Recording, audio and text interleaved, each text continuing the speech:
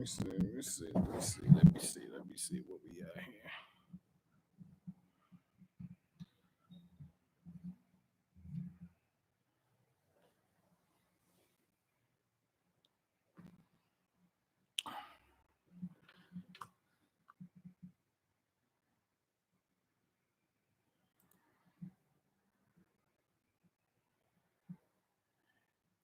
Check 1 1 1 1 1 2 1 2.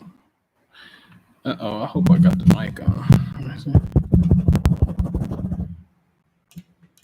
Yo, do me a favor. Let me know if you can hear me, please. I ain't got no headphones on to get feedback from my mic, but let me know if you can hear me. Deuce, what up? Can you hear me?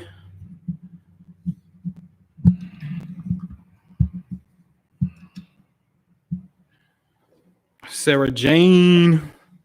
Yeah, we good. We can rock and roll for a minute. Okay, cool. That's what's up, man. Bring this a little closer just in case. All right. Okay, cool. What up, Ernest? What up, Carl? All right, man. So real fast, man, we had that on March the 4th. We had a quick visualization practice. Just live in peace.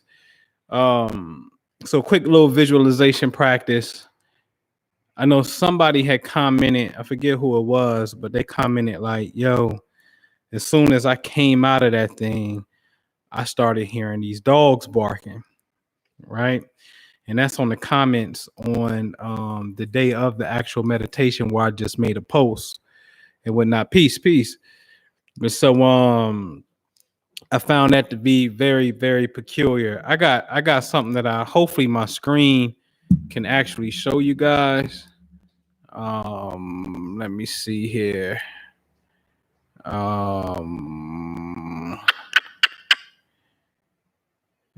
Where would that be at in my photos? Let me see. When did I do these? It might be in my downloads. Did I send that to her? Let me see.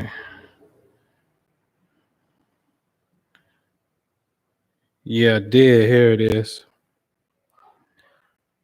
is.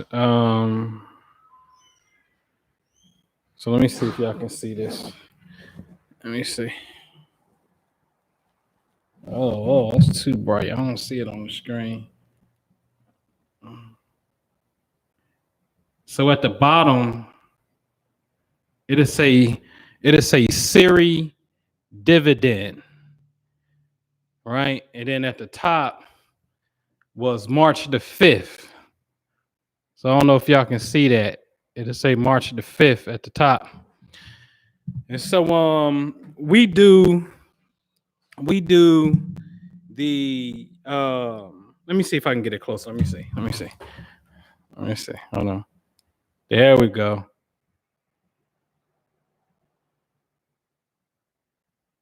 Still a little blurry.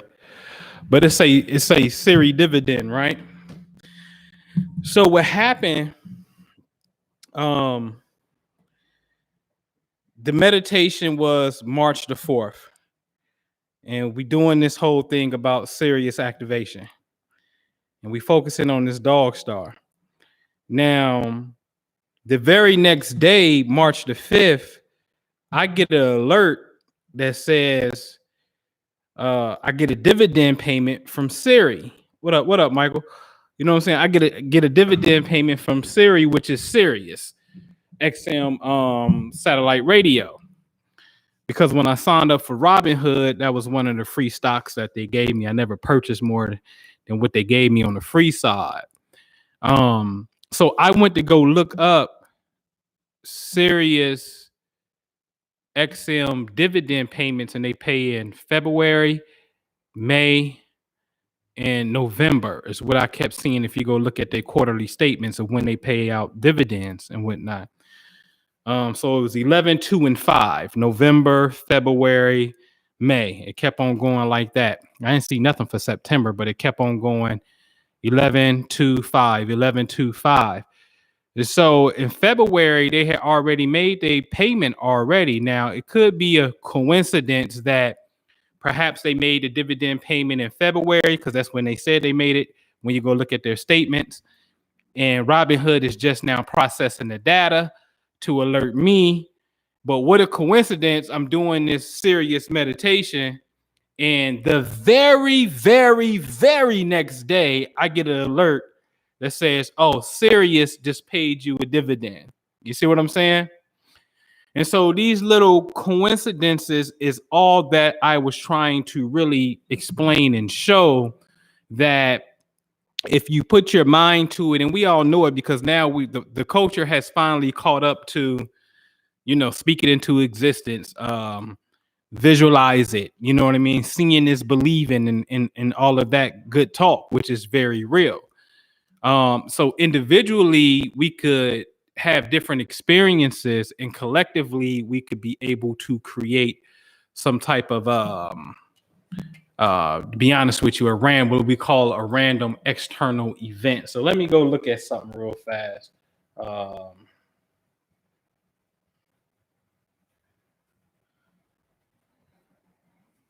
Just want to see something real fast.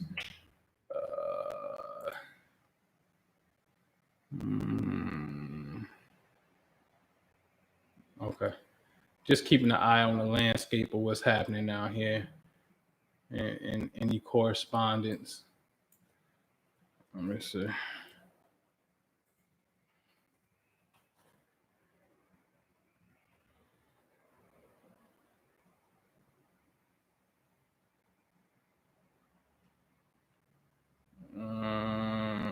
Okay.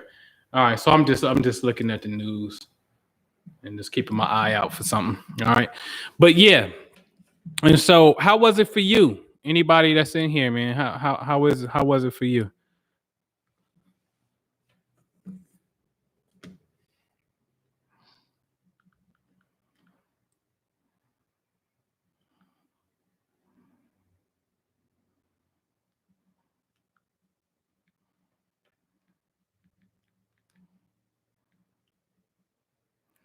That's right. Activate. How was it for you? Something definitely showed up in Jew's world. Um, um, it was actually Sullivan Walker that said they heard the dog, right? So something happened in Jew's world where somebody was walking the dog and they leashed, they one of those retractable leashes when the leash can go far, and the dog ran out in the street and he had to swerve from hitting the dog. So him and the man had some words about the dog and whatnot, which was just funny. The dog was showing up, but he had also been thinking about the dog in relation to this whole coronavirus thing. The dog has been on his mind. So the dog is on his mind. We do a serious activation as far as meditating on this dog energy. And then like clockwork, somebody pops up in his reality, like, man, you almost hit my dog. You know what I'm saying? So you start having these, you'll start having these coincidences and whatnot. So I just wanted to chime in with you real fast and see how it was for you and whatnot. It was a crystal clear sky where I was at. You know what I'm saying? So Jal 17716 said, felt a wave of energy come down and the silhouette image of the god Ampu appeared in the clouds. That's dope. Man, did you take a picture of that? Hold on, I got a call coming in. You should take a picture of that. Hello?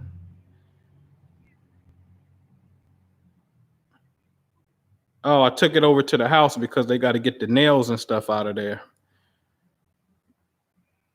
Yeah.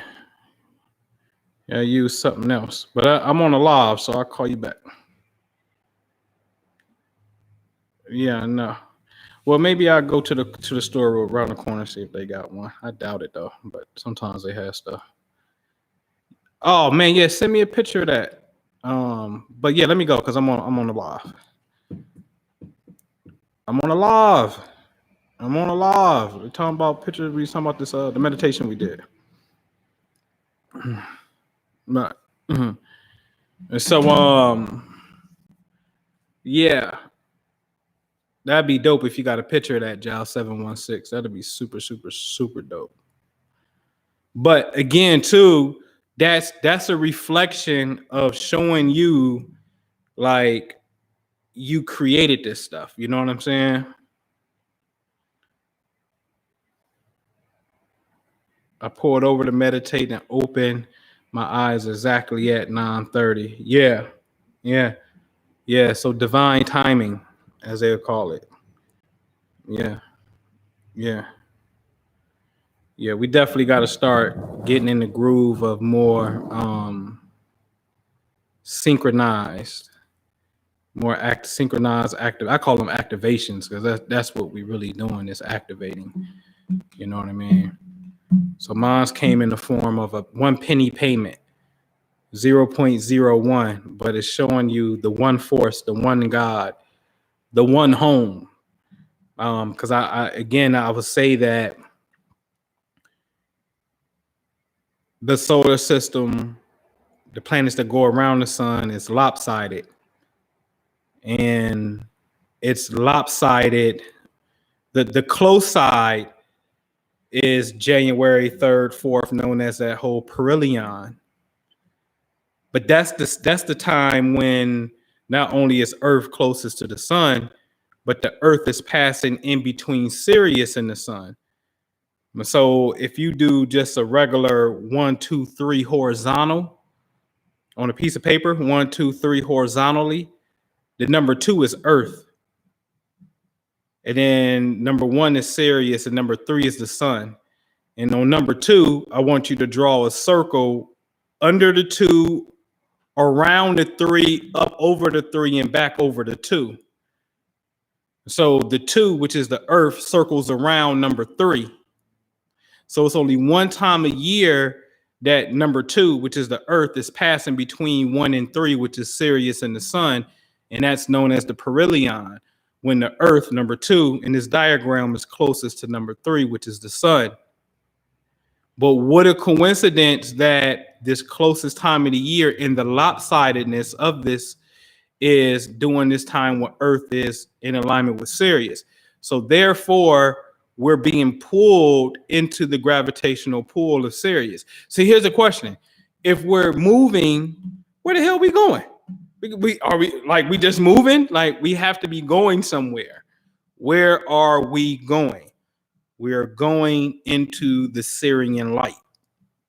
And this is why all mystery schools, whether it be Christianity, Jesus is the light of the world, whether it be the Tibetan Buddhist monks that deal with the rainbow body, whether it be Masons that deal with the light, whether it be the healing aspects of Christianity, Saint Germain and the violet flame. There's a lot of cultures that deal with light. The Holy Quran, Surah number 24, Al-Nur, deals with the light. Al-Nur meaning light. This whole thing is about light, but what light? So there's a greater light that we're moving into, and this is just that light. So we have to align ourselves respectively with those and many other lights that's around here. All right.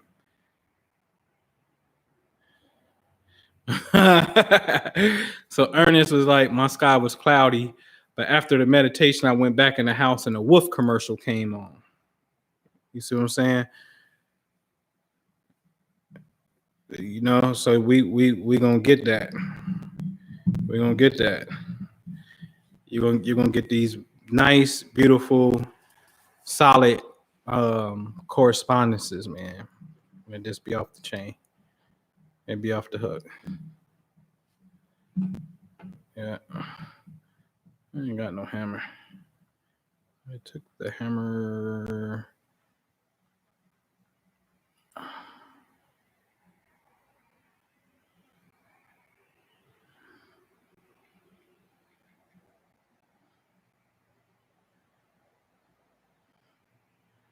Yeah.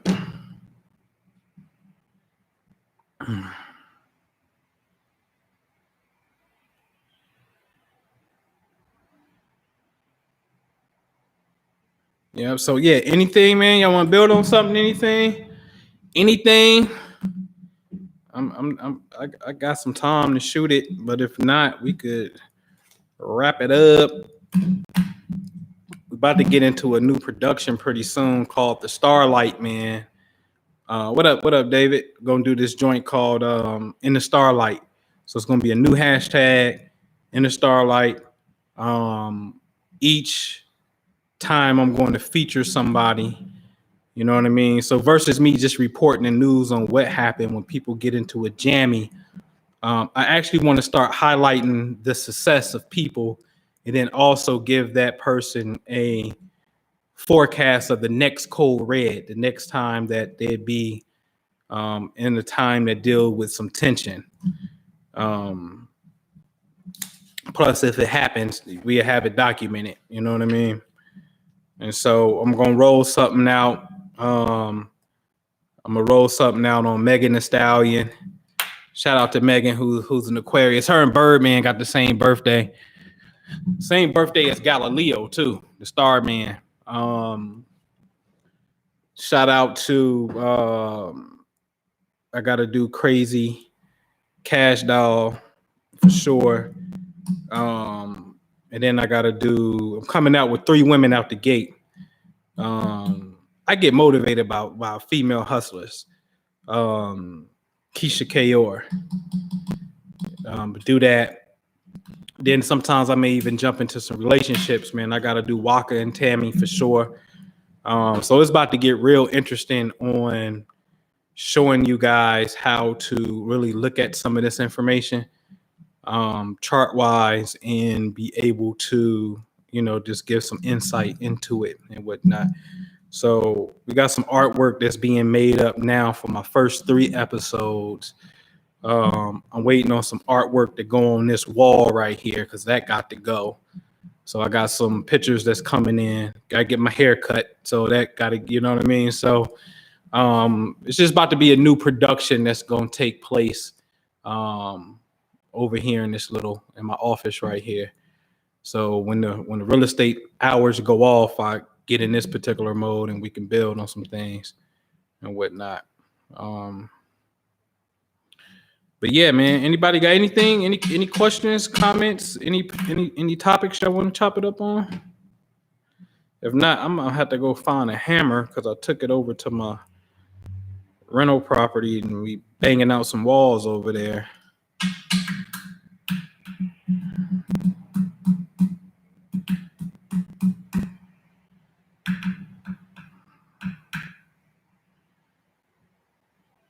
So I saw something about a super moon that's coming up, right?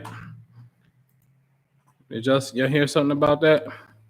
The super moon, the March full moon of 2020 is a worm moon and a true super moon is what they're saying.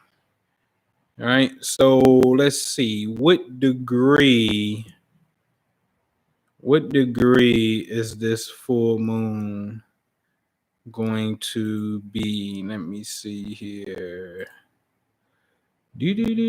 So that's going to be March the 9th, which is what? Monday, March 9th. Full moon is going to be at 19 degrees Virgo.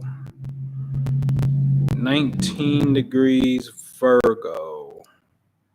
Full moon, 19 degrees Virgo. 19 degrees Virgo. Hey, what up, Vernita? What does the worm moon mean?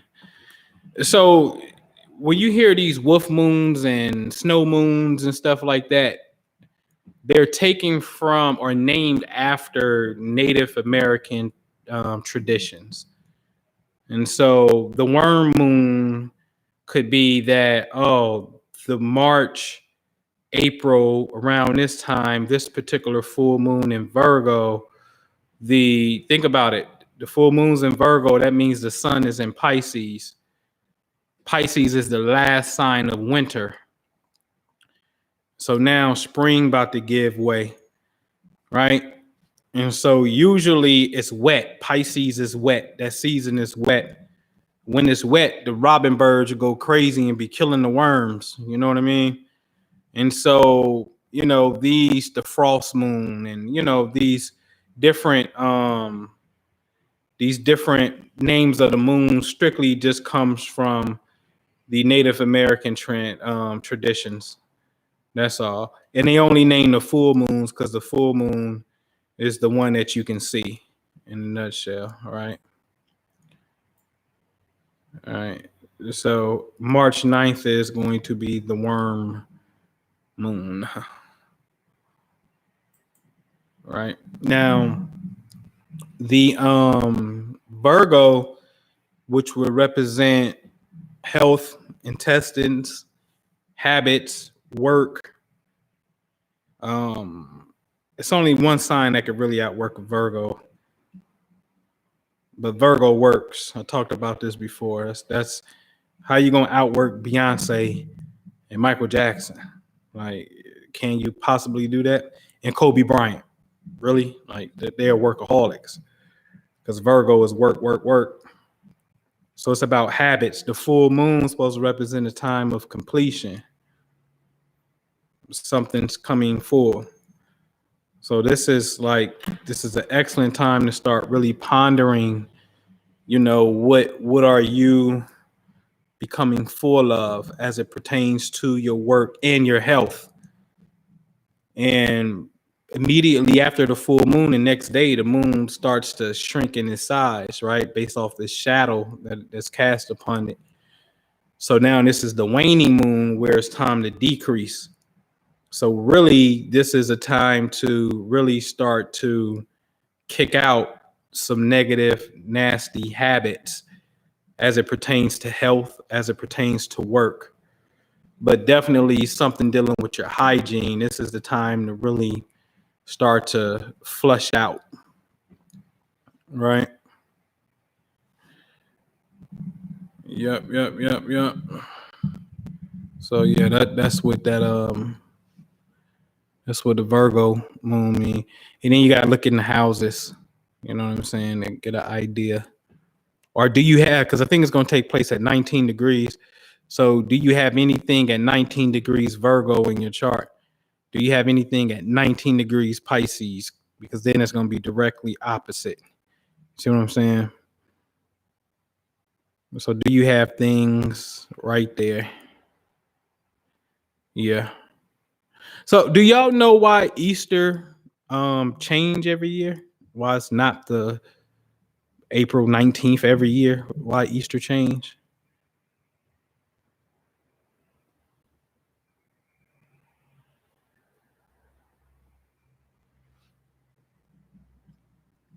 Y'all familiar with that? Why Easter change every year? I haven't. It'd be pastors, Y'all you hip to that? All right. So even ministers don't even be knowing, right? So Easter Sunday is not the same every year.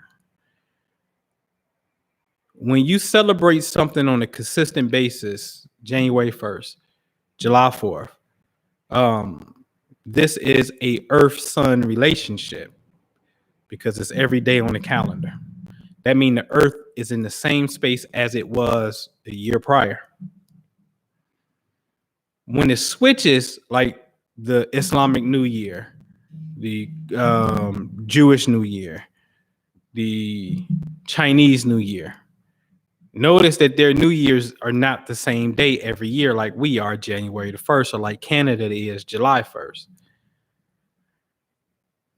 So when things fluctuate, it's because they're observing a lunar cycle, something dealing with the moon. Now, the equinox, the spring equinox, vernal equinox, around March 21st, March 22nd, days and nights are even. That's why it's called equinox. Now, once the days and nights get even, what's happening is it looks like the sun is just now at the celestial equator, because imagine this: the top half of the earth is light and the bottom half of the earth is dark. There's just even Steven. So the sun will appear at the celestial equator, wrap a belt around the middle of the earth, and on the equinox, the earth is at this even Steven thing right here.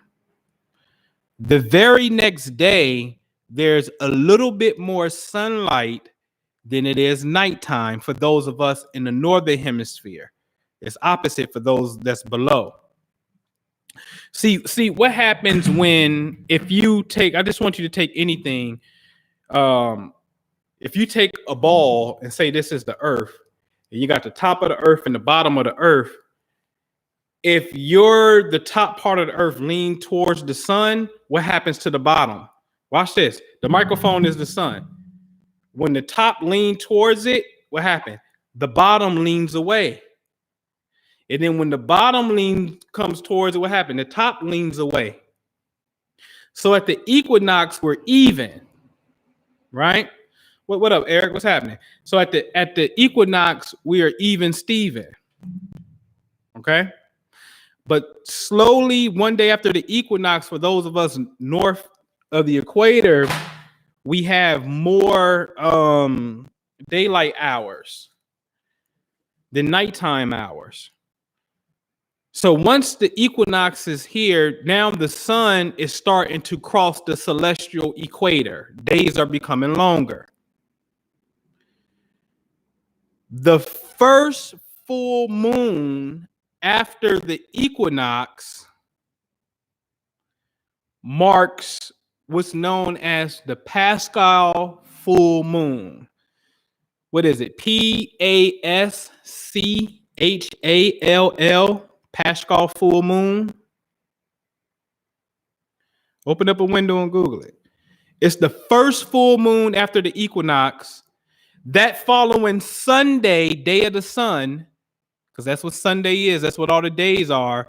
That first Sunday is Easter. Every single time. So Easter in the Christian church, although they don't know, celebrate the Christ awareness strictly 100% based upon astronomy, dealing with the Earth's relationship to the moon, the sun, with equinox and all that. And then they tie in the lunar cycle into it, the first full moon. Okay, here's the first full moon after the equinox. Okay, that following Sunday is going to be Easter, like clockwork. And that's why Easter changed, because the moon, like I said before, the moon at 19 degrees Virgo that's coming up on the 9th, it's going to take 19 years for the moon to come back to be a full moon on the same day and at the same degree.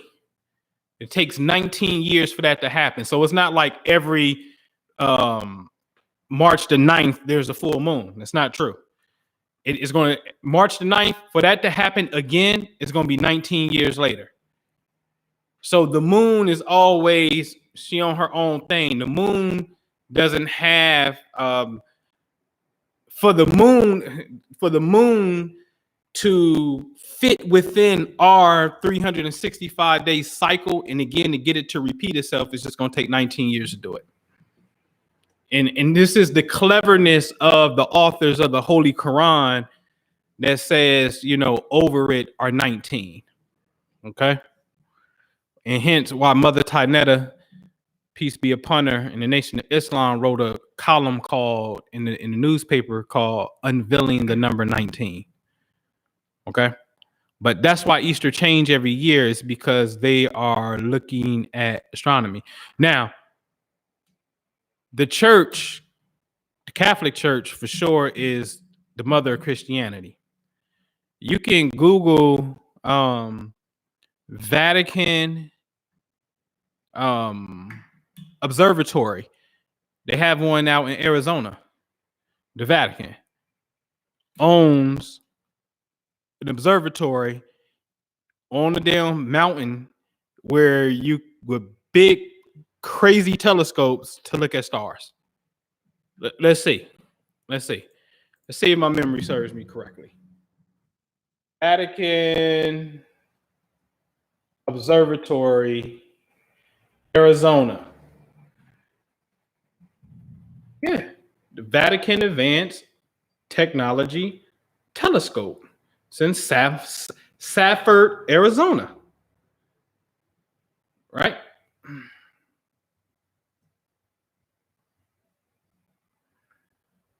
Straight up. Let me see. Optical telescopes.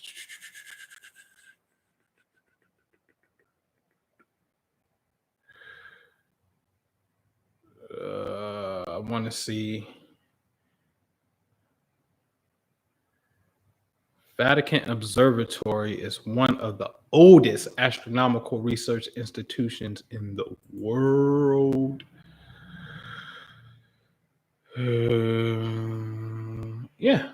The Vatican Observatory is an astronomical research and educational institution supported by the Holy See.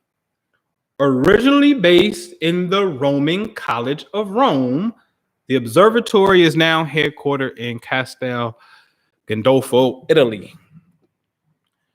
Now, why does the church have an infatuation with astronomy? But yet nobody's teaching astronomy in Christianity. Right? This is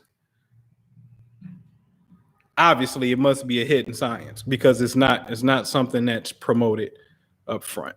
All right. Man, that's a good question, man. Empress Light. How is the pentagram cycle of Venus connected to Lent? That's a good question. I have to figure it out. But the pentagram cycle of Venus, y'all can Google that. That's a very, very, very, very, very interesting transit dance as Venus is moving and hits these certain points that will form this five-pointed star. That's interesting. I haven't studied that in connection to Lent. I haven't. But that may be your work. You know what I mean? I know this year Lent begins on February 26th. A Savior is born, as they say, February 26th. It ends on April the 9th. And I know April 9th is when General Lee and the Confederates surrender and the Civil War is over. And it is now official through armed conflict that the slaves will be free, not by law yet, but by military force. Ain't nobody clapping back and fighting no more. April 9th, the head general, General Lee, he surrenders. So Lent is interesting this year. But that's a good study, Empress Light. I would love to see you really expound on that. Yeah, that's interesting. You should draw that out. Draw those 5 points out, and then deal with the dates at each 5 points. You know what I'm saying? And then superimpose Lent on those particular points and see what you get. That's what I would do. Right. I'm not even what Lent is a solemn religious observance in the Christian liturgical calendar that begins on Ash Wednesday and ends approximately 6 weeks later before Easter Sunday.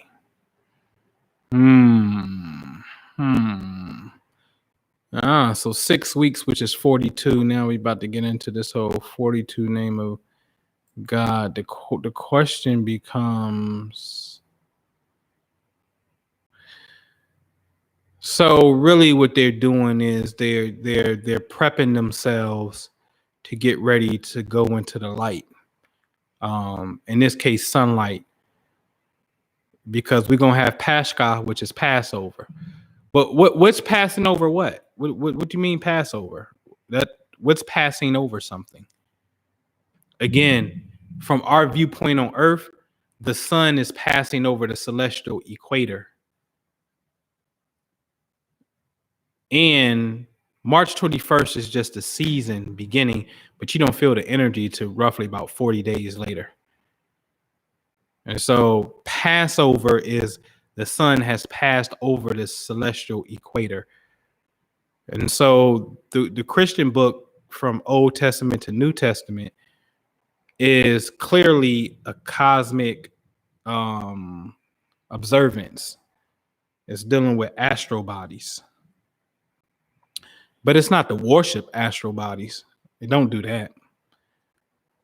You gotta get a church. They get a church. They props, man. Church is cold, man. The Jews say it all the time. I don't care. Nobody say the Bible is the coldest book ever written. That's his favorite line with that. You know what I mean? The church is cold. Church is cold, man. They own some. They own something. They own something. You know what I mean? All right. Yeah, for sure. So and do it several times. You know what I'm saying? Go 5 years back to current, and then 5 years in the future, and see if you can see the same pattern. Yeah, that's how you do that. Yep. But anybody else? Anything?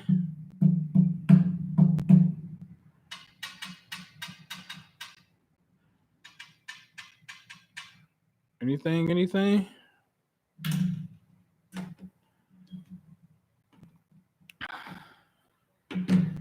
Let's see what they're talking about. Let me see.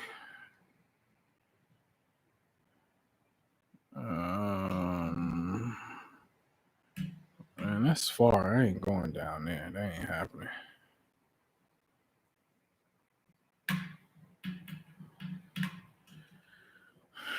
Anything? Anybody? Anything?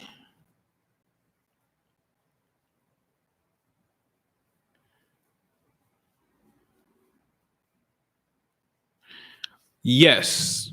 We are in retrograde. So you have man, Saturn in Aquarius is coming. I know.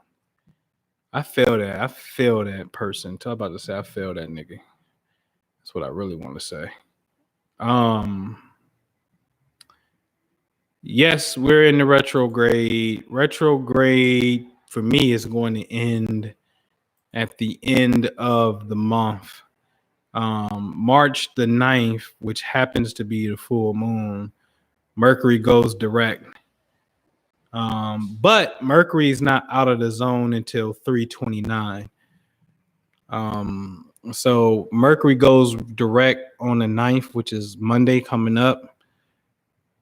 But the original point and where it started its retrograde is not going to pass that point until the 29th of the month. So I got some ideas and stuff, but I'm not pitching them until after the retrograde, after the 29th, at the end of the month. Then I start reaching out and making some conversations and stuff. Because things I've seen it. It always happens. Trying to do deals. I got a contract right now. Guy was supposed to come and sign the contract yesterday, had to cancel, didn't say anything today. Just typical miscommunication and whatnot. So I'm just gonna, fall back and just really wait. So it's almost over soon. Saturn in Aquarius is coming up real soon. Real real soon.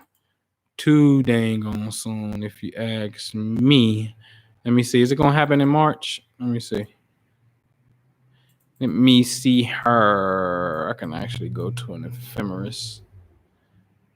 It happens on the 21st at 9 p.m. I believe. I think I got this in Cali time though. Yeah, so on the equinox, Saturn finally brings his tail over into Aquarius. He's coming on to his own cohort. And me and this dude gotta have a talk. I gotta be right dealing with this dude's energy for a minute. I meant to wash my hands, man, because dude coughed and shook my hand. I just thought about that.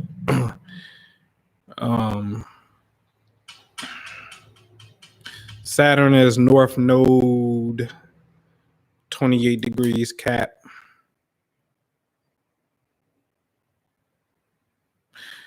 Well, he about to get about. He about to pass that. But Saturn has an energy where it runs late, so you can have something at 28 degrees, and Saturn can pass that degree, but then you start feeling effects of it after the fact. So his energy has this delayed effect upon us. Well, Mars is usually early or right on time. Saturn's energy is a delay. Saturn on the node, man, is very serious, and it's about you living up to your soul's mission and correcting some things. If it's Capricorn involved, it's going to be about bossing up and taking responsibility, being the leader, no shortcuts. Discipline is doing the things you don't want to do, doing the things you have to do but you don't want to do. You know what I'm saying? It's just you don't feel like doing it, but you got to do it, and that's discipline when you do it. You know what I'm saying? So on the node, it will say sharpen up, and then what house is that in? And then that it tells you need to sharpen up in that area right there, because that's the area of your life that you have to bring this authoritative energy to. Even if it's a south node, then you don't want to get caught up in past life karmas and doing that particular house function all over again. So in this case, don't get stuck there. It's easy to do the south node stuff. It's harder to develop the north node. So you just don't want to get caught there. So Saturn there is still challenging you to live up to your highest potential in the form of your soul's mission. So then you have to not spend time, unless you got a cheat code, lollygagging in that house where Saturn is with a south node. And what I mean by a cheat code is some of us, like, let's say, for example, since I'm an Aquarius, if I had the south node in Aquarius, then it's like, I get a pass to do the Aquarian things, whereas my south node said I should get away from that because I've done it before. So how am I gonna get away from that if I have energy there? So I got a cheat code. I can do it again. You see what I'm saying? So that's what that is. Seventh house natal. Yeah, seventh house is an interesting house. No. I don't know if you're asking 25 years for Saturn. Saturn's transit through a zodiac sign on average can just be 2.5 years. Some constellations are shorter and to be faster than that. Like Saturn skirted through Capricorn. Like he couldn't have been here a year. It just went all through Capricorn. Now, Aquarius is technically a bigger constellation, so me and this dude gonna have some conversation for a minute. I saw coronavirus has something to do with Pluto Saturn conjunction. Yeah, man, that's a great observation because yeah, man, Pluto deals with hidden underneath the surface, nasty sewage type of nasty stuff. And Saturn represents chronic ailments. And so you put those two together, you're likely to see some nastiness for sure. But it's just a symbol of something going on in the internal state of man. So it's just a mirror and whatnot. Yeah, so right, Saturn's going retro and come back into Capricorn to earlier, and then it's gonna come when it goes back into Aquarius, it's gonna be there for good. Yeah. But Saturn's energy is fun. Wherever Saturn is at. In fact, I'm about to do a webinar. It's not gonna be strictly on Saturn. But it's gonna be a little paid webinar. But I'm for those who want to learn and look at other people's chart. We're going to do free readings and talk about the karma in the charts so you guys can really understand that. That's going to be Sunday, March 22nd at 12 noon Eastern. So mark your calendar for that. We just going to get it in. It's going to be free readings for those who show up, and therefore you can see what I'm looking at. It'll be recorded, and then you can start connecting these dots and helping yourself, and hopefully maybe if you want to help other people and whatnot. Because this stuff ain't hard. It's just this plus this equals this. You know what I mean?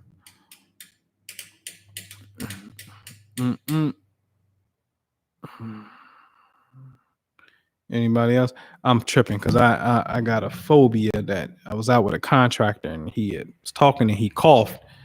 And then later in the conversation, he extended his hand and I didn't want to plane and shit. And I don't remember washing my hands when I came in.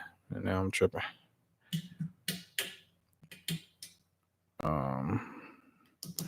Yeah. I got you, man. You can the personal one-on-one reading. I mean, you can get that. That's on the website. I'm gonna edit that stuff though. It's about to be by phone, and I feel a person's vibe out first before I do it, versus a person that's going to the website and being able to pay for it. But personal one-on-one, we can do it, and then in the class, definitely we could look at the stress points. The goal is to show you stress points. Lilith in Aries with Chiron. I don't really play with asteroids. I like Juno. And I stopped, and it's not that they're not relative. I just got to a point in my study where I didn't want to go further and further and further out and add more factors into the already 12 signs, already, 10 planets. Now I got to deal with houses, which is another 12, which is just really a reflection of the sign. Then I got to combine all these, which at best, if you got 10 planets, look at that. If you got 10 planets, 12 signs, and let's just say the signs is a reflection of the house, you got to do 10 times 12. You know what I mean? That's at least 120 different combinations. So the more I start adding on to this thing, it's like the more and more I keep going further out from myself. So I stopped reading. I just never went into the asteroids. The only reason I like Juno is because I like anything that deals with relationships. And I've seen it show up.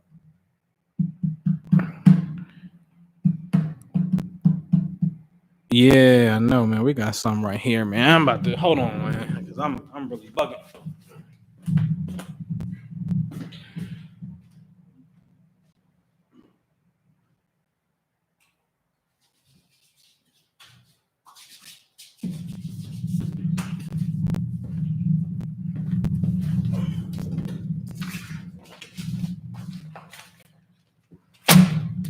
All right. So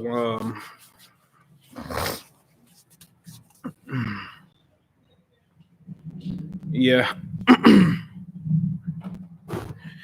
Man, past life regression classes. I don't know. I don't. That's man. That's in my guru bag right there. That's that inner peace lighthouse. That's that. I'm in the mountains and you come spend a weekend, or I'm living there and I can teach that class. I'm such in urban mode right now. Cars, windows, real estate. I'm in a different mode right now. But I'm sure it will, because the inner peace lighthouse is definitely something that's coming. and whatnot. And so yeah, but I don't know if it's gonna be this year. You know. Yeah, the Inner Peace Lighthouse is in the Appalachian Mountains, a part of what's known as the Great Smokies. It could be in what we would call Western Carolina, which would be like the Asheville area, Eastern Tennessee, like Gatlinburg, Northern Georgia. Um, that region for me is home. It's probably going to be in the Carolina part because when we went to a place called Chimney Rock, something was revealed to us, like a big old bright light over the sky was revealed. Plus I know the pattern of my life. So it's going to be in the Carolinas, in those Blue Mountains, man. Yeah, so Vedic is accurate because the only discrepancy between the two is the degrees of the planets. Oh, I'm sorry, the sign, the degrees of the planets and the sign of the planet. But there's only a discrepancy if the planets are 23 degrees and less. So if you got a planet at 0, 1, 2, 3, all the way up to 23, there's going to be a discrepancy of what they say the sign, what planet the sign is in. If you got planets at 23, 24, 25, 26, 27, 28, and 29, there's not going to be a discrepancy of the sign. So the Vedic to Western astrology is 23 degrees off from each other. So this is why when you look at Aquarius, like my birthday is, I'm still Aquarius because I'm a 27 degree Aquarius. So I'm above 23. So therefore, if you take me back 23 days, because the Vedic system is saying everybody go back 23 days, basically. And all the planets go back about 23 degrees. And so therefore the signs can change, like I said, if you have anything from 0 to 23. But when you're dealing with a planet is a planet. Mars is still Mars. So irregardless to it being in Aquarius or you think it's in Capricorn, Mars opposite Mars mean your ass is gonna be in an accident. You know what I mean? That's a possibility. And then that happens irregardless to the sign because Mars energy is still Mars energy. And so the house is the same because a house represents a region in space in the sky. And so the DC, known as the descendant, is when the sun is setting in the west. And so there's a discrepancy that they say, well, wait, hey, we ain't in Pisces. Look, the sun is in Aquarius. But it's in the western portion of the sky, which is the seventh house. So we're not arguing the seventh house because the seventh house is the western portion of the sky. Yes, the sun is in the western portion of the sky. The argument between two systems is, well, what is the zodiac sign that's behind the sun or the planet? That's the discrepancy. So astrology is a 3-part process: planets, signs, and houses. If the house is the same, region of space, that's what it is technically in the sky. The planet, ball of energy, which is the activating force, which is probably the most important thing because that's what you're clocking. A planet here equals this, a planet here equals that. So the ball of force, you got 2/3 of the puzzle. So both of you are going to be right, especially when the planet represents the same thing. Mars opposite Mars. You see what I'm saying? So both systems are going to be correct for sure. All right. Right. Some of them change. And that's because I guarantee you, if they changed, it was less than 23 degrees. But if you got anything in your chart that's above 23 degrees and then convert it over to that system, it's going to stay in the same sign. Okay. I have moon at 29 Capricorn. That's interesting, yours truly.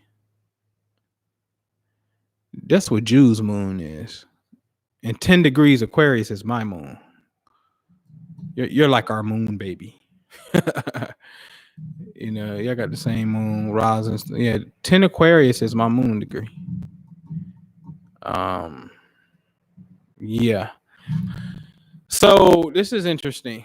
You know, the 29 degree, that's critical because it's the last degree of a zodiac sign. And the moon in Capricorn is said to be cold and out of pocket because the moon belongs way over in Cancer, the other sign. So a person who maybe don't necessarily express their emotion or traditionally emotional, like some people will say. I have to see the whole thing in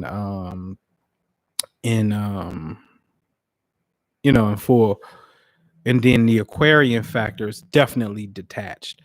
So you may be a little bit cold in a sense where you're not the boo-hoo person per se. You know what I mean? A little bit more serious, a little bit more logical, you know what I mean? Versus the high rent emotional aspect. You know what I mean? And so that's not a bad thing. But it's also it can lack feeling. You know what I mean? So, or what people would say, like, "Damn, that's cold." They're not sensitive or they're not sympathetic. So you just you don't gotta watch it, but you know, you just want to be mindful of it in a sense. Nothing wrong with it. Everybody have their disposition. Everybody has their um demeanor. Everybody has their cosmic station. You know what I mean? So that's me. I be hurting, sad, but people think nothing's ever wrong. Yeah, you know, so you about to have Saturn coming for your rising sign, and it's on your moon now, and it's coming for your rising sign. My progressed degree reached my Saturn degree rising. My progressed rising reached my Saturn degree, and life becomes serious. And one thing about the Saturn energy, it could be depressing. Excuse me from being to the side because I got the monitors right here and then the cameras right here. It could be depressing, and you want to make sure that you're not being narrow-minded and just explore your options. But there's a level of seriousness that comes with Saturn. And another key word for Saturn is failure and losses. And it hitting your moon and your ascended degree could definitely represent a time where it's like, okay, you got to get serious, really serious, and then you got to start calculating your losses, and you got to start calculating if you are a failure. You know what I mean? I don't want to project on you. I'm just telling you my own experience because I've had this internal dialogue. Like, shit, man. 43 now. Like, it started when I was 40. At 40, I was like, oh, fuck this. I ain't feeling this at all. Let's some shit got to change. I got to do something. You know what I mean? So, you know, half my life's over, midlife crisis and all that stuff. And so it's a seriousness energy. However, don't be narrow-minded because Saturn can have you study long, study wrong as well. Okay. Rudy. Yeah, Vedic is dope, man. I mean, it's all dope. It's all, you know, it's all brilliant. Yeah, of course. Can a strong Saturn make for greater failure? Yes and no, right? So how can I explain this? Here's a classic. What I mean by yes and no. All failures we know now are just ways that didn't work to show us the true way that will work. So the bigger the win, the more intense resistance you got to go through. It's just the nature of this duality that we live. Thank you. So, we want muscle, we gotta lift weights. If we want a championship, we gotta compete and we gotta go through the tournament and we gotta win every game. You know what I mean? If we don't win every game and it's the best series, we gotta win the majority of the time.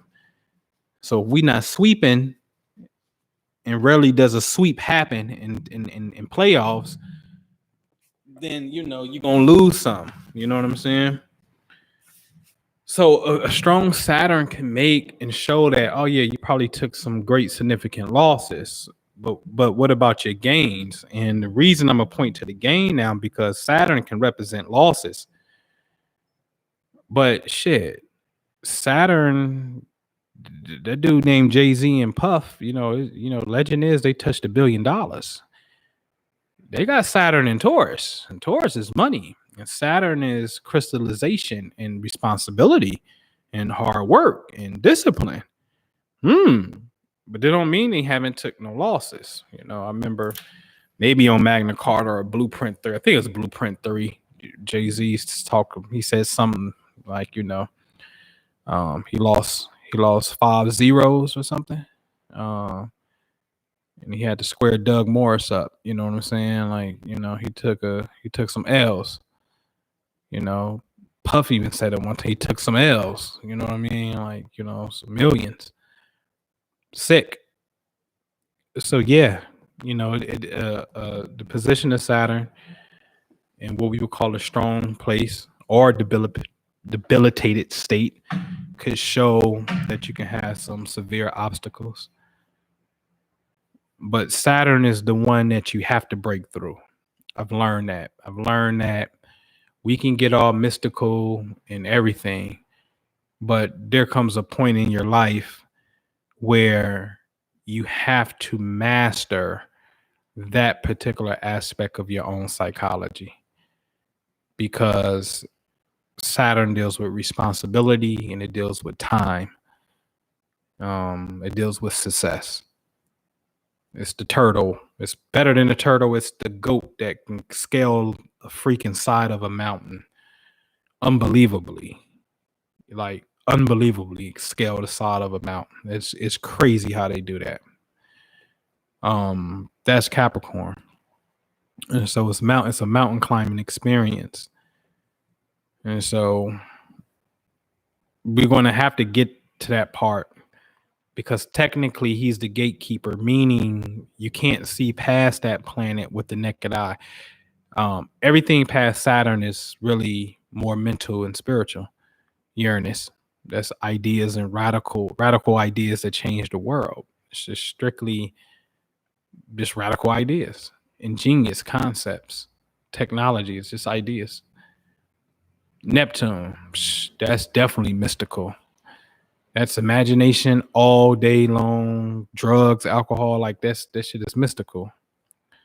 Pluto, it's an inner transformation, an inner power that must get you to go through the butterfly effect, from caterpillar to butterfly. So everything past Saturn deals with higher levels of the mental faculties, because one, the outer planets are just a higher octave of the inner planets anyway. Neptune is a higher octave of Venus. Pluto is a higher octave of Mars. Uranus is a higher octave of Mercury, right? And so, again, once you pass Saturn, you're about to start playing with higher octaves. So it's just like in astrology, me and Nick was talking about this. You have 12 signs, but the first 6 are more personal. Libra through Pisces, the last 6, are a reflection of the first 6. And for lack of a better word, a higher octave of the first 6, because Libra is when you get to Libra, this is now relationships. Now Scorpio, Libra is where you get married. Scorpio is where you have sex and you share your money and you set up the estate, because when you die, you got to have the estate in place. That's Scorpio. Sagittarius is a higher octave of Gemini. Sagittarius says, I want to travel the world and learn different philosophies. I just don't want to be with you in your school of thought. I want to travel the world and go to foreign places. That's a key word for Sag, foreign. Capricorn is career and government. Let's do it for everybody. This is the way it's going to be. Aquarius, we know it's everybody. That's the party people. That's the for collective humanity. A key word for Aquarius is humanity. And then Pisces is sacrifice for everybody. And so the last 6 signs are, again, lack of a better word, a higher octave of the first 6. But back to Saturn, that simply means we're going to have to master that aspect. And that's why I don't be on here too much, and I'm focusing on wealth building and educating myself. And I was born with Saturn in the 2nd house. So, that's the equivalent to Saturn in Taurus. And so that's like, I'm supposed to learn about, numbers and not the mystical aspect of numbers, which I've done that. Finances, you know what I'm saying? The engine that runs all of this thing. Okay. Yeah. So, it's karma. It's definitely to retain wealth. Why Saturn is exalted in Libra is because it's about fairness. It's about balance. And Saturn's energy is, I'm not playing with you. I'll retain you. I'll hold you back. Saturn is known as the great teacher, because it represents lessons, but it represents success and hard work. And so therefore, being exalted in Libra makes sense. And plus it's a seasonal thing too. When the sun feels good in the springtime, in Aries, we say, the sun does good here. But then when it's the middle of the summer, it's like, it's Leo. It does really good here. Then the first day of fall, it's like, wait a minute. Nature is starting to regress. What's up with that? And it's about to start getting darker now. So fall, the sun is falling down from our viewpoint because the days are getting shorter. So Saturn's exalted here. And then the first day of winter, it's cold. And Saturn this is his home, Capricorn, the first day of winter. So Saturn does well in the fall and the winter, and the sun does well in spring and summer. And these are the 2 lords of our universe. It's the son of God and Satan, Saturn. And it's these 2 forces that are really the cosmic yin and yang. It's Saturn and the sun. Pokey was like, yeah, I did too, man. I howled at the moon, because you got to get in that zone. You know what I mean? Say if it's not one thing, it's another thing, and in your way, then I'm a life path 9. Oh yeah. The 9s, man. 9s is interesting. You know what I'm saying? 9s is interesting. I'm a 9 in the Destiny cards. You know what I mean? Universal values, man.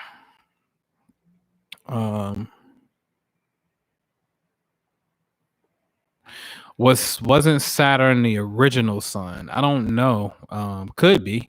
I don't know if you're talking about like the physical body at one point in time. Was it like the one that was giving us light? I'm not sure about that. Or if we're talking about a mythology in a sense, I'm not sure about them swapping placements, either through mythology or through astronomically speaking. You know what I mean? Hey, Sacred Heart, what's happening? Well, hey, welcome. Thank you for subscribing. Just shooting a quick little cosmic breeze here, but definitely appreciate you subscribing. Like 2 suns? I don't know.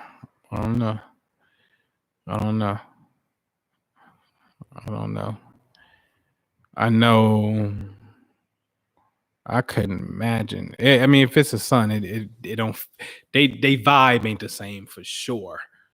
Was it? I don't know, but I know for sure they vibes are not the same.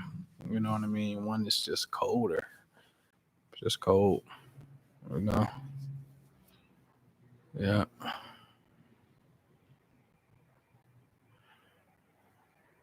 That it was a sun. That's interesting. A sun that now has ice rings. I don't know. I don't know.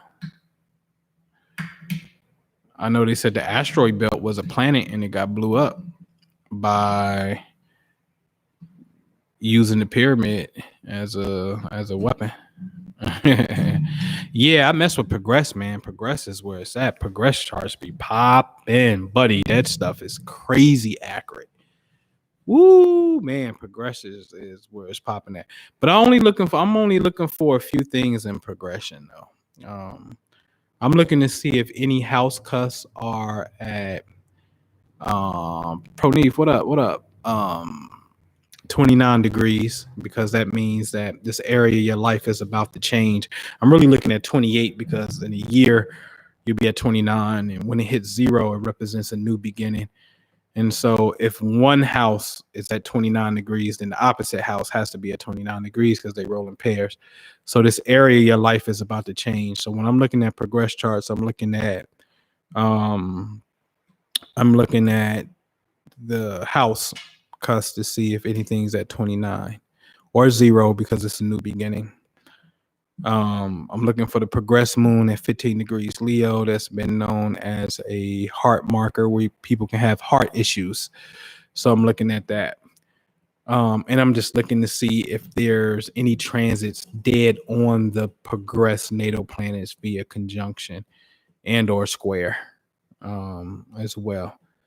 Because sometimes it don't show up in the natal, but it's in the progress all day long. So yes, I mess with progression. What can progress do for one with goals and minds?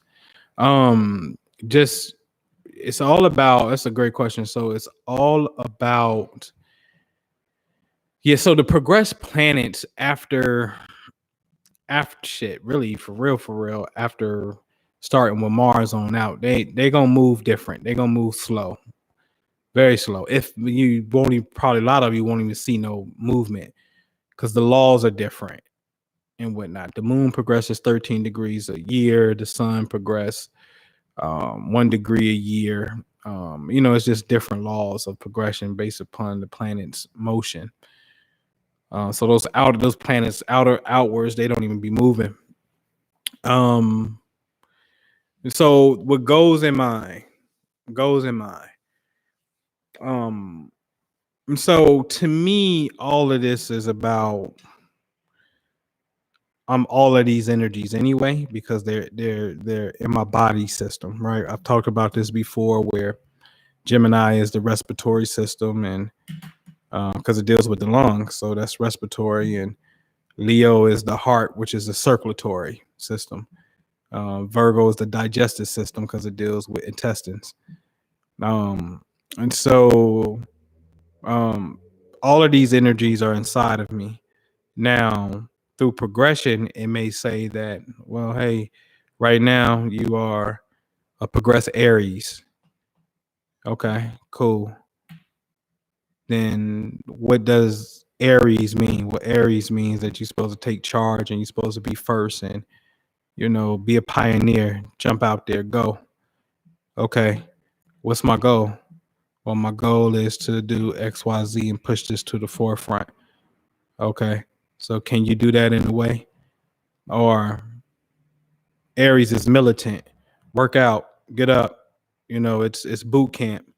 It's blowing the bugle at 6 o'clock in the morning and getting up, working out before you go to work. You know what I'm saying? And then work out after you get home. It's double time. It's very on the go, go, go, go, go. And so now I must marry that energy with what my goal is. So you just tie them together and whatnot. You got to go. What energy are you personifying? What energy are you personifying by sun placement or by rising sign? Or if you got a cluster of energy in one spot, you got all these 3 planets sitting here in this one spot. That energy wants to be activated. So how do you activate the energy based upon its definitions and tie them to the goal? That's all. So if it's, for example, I was born with a triangle in my chart. So at the top of my triangle is Venus. Then the bottom left is Saturn. And the bottom right is Neptune. So the base of my triangle, which appears to be the bottom, which is Saturn and Neptune, I got that down as far as how they relate to each other. So I got Neptune in the 6th house. The 6th house is work. Neptune is spirituality. Spiritual work, that's my thing. Books, trips, meditations, you know what I'm saying? Like, that's my thing. You know what I mean? Readings. So Neptune in the 6th is online. Saturn in the 2nd could denote like, hey, you work for the money. And so it's easy for me, Saturn and Neptune, when you read that combination, especially when it's in good energy or synergy to one another, in my case it is, then it's easy for you to tie mystical ideas and put them into physical function. You see what I'm saying? It's just not about the idea. I could physically make it manifest, because Neptune is the imagination and Saturn is the physical manifester. So it's easy for me to tie those two together. Now let's work on the top of the triangle. That's Venus. Venus represents relationships. I got Venus in Aries. And so that's the relationship. What kind of relationship? There could be a relationship with someone that's fiery, that's energetic. So my business partner in the office, who we Airbnb partners, we partner on wholesale deals. She pays for the budget for mailing campaigns. We partners. She's an Aries. I love Aries women. Usually because I got Venus here. But what I love about them is the like Juju, Cameron's ex-girl, like she's an Aries. They get shit done. You know what I mean? Even my Airbnb manager, she's an Aries. Not my real estate partner who's an Aries, but my Airbnb manager is an Aries. And we chat for a quick second today. I'm like, what's new? What you got going on? And she's like, yeah, I gotta go to, look, she's getting a U-Haul because she's staging an Airbnb for a client in Missouri. And she's buying the stuff here, packing it up in the U-Haul, getting a trailer and putting her car on the back of it. And she's going to drive a U-Haul 11 hours down the highway. That's an Aries woman. That's that hustle. You know what I mean? That passion, that fire. You know what I mean? And so the question is, how do you what you do is this equals this and this. So therefore, I do these particular things as it pertains to the goal. All right. I got 4 hits in the 8th house. Oh man, so the 8th house is the 8th house is the sex house, right? So the 8th house is the house of secrets. Very mystifying house. You have to make sure you deal with estates. Somebody died and you go, the money transfer. So you need to learn trust, literally the trust structure, wills, LLC formats, stuff like that. On the business side, another aspect of business is joint finances, accounts, stock money, insurance money, investment money. You and your partner, if you're in a relationship, need to be conjoined in the area of finances. If you're not on the same page in the area of finances and you have this 8th house energy, that could be a problem, a major problem. It also represents, like I said earlier, represents sexual secrets. So either you could be the cheater or they could be the cheater, because energy is a two-way street. It's probably gonna be you 9 times out of 10. Eighth house energy allows you, and you should be, if you're a male, you should study male seduction. If you're a female, you want to study the female seduction. These are arts. So when a person is born with eighth house energy, these are our natural porn stars of the world. Because I got an eighth house stellium as well. I got Mercury, Mars, and Moon all tight together, 5, 8, and 10 degrees. So they're very tight, and they're all in the eighth house. And so this talks about a love for tantric or Taoism. Sex has to become a spiritual vehicle in the art at some point in our evolution. So it's deep business affairs, and then it goes into this. It goes into sacred sexuality on its highest plane, where it's sex magic for real. It's about making cosmic love. And you don't have to have these placements to want to have this stuff. But again, it's just your natural inclination is going to be pointing there. See, with an eighth house stellium, you may look at people's sexual organs through their clothes just out of mere fucking habit. Like, it's just, you just can't help it. You know what I'm saying? Like, you just can't help it. And I don't necessarily think that I don't subscribe to the school of thought that it's something wrong with you. This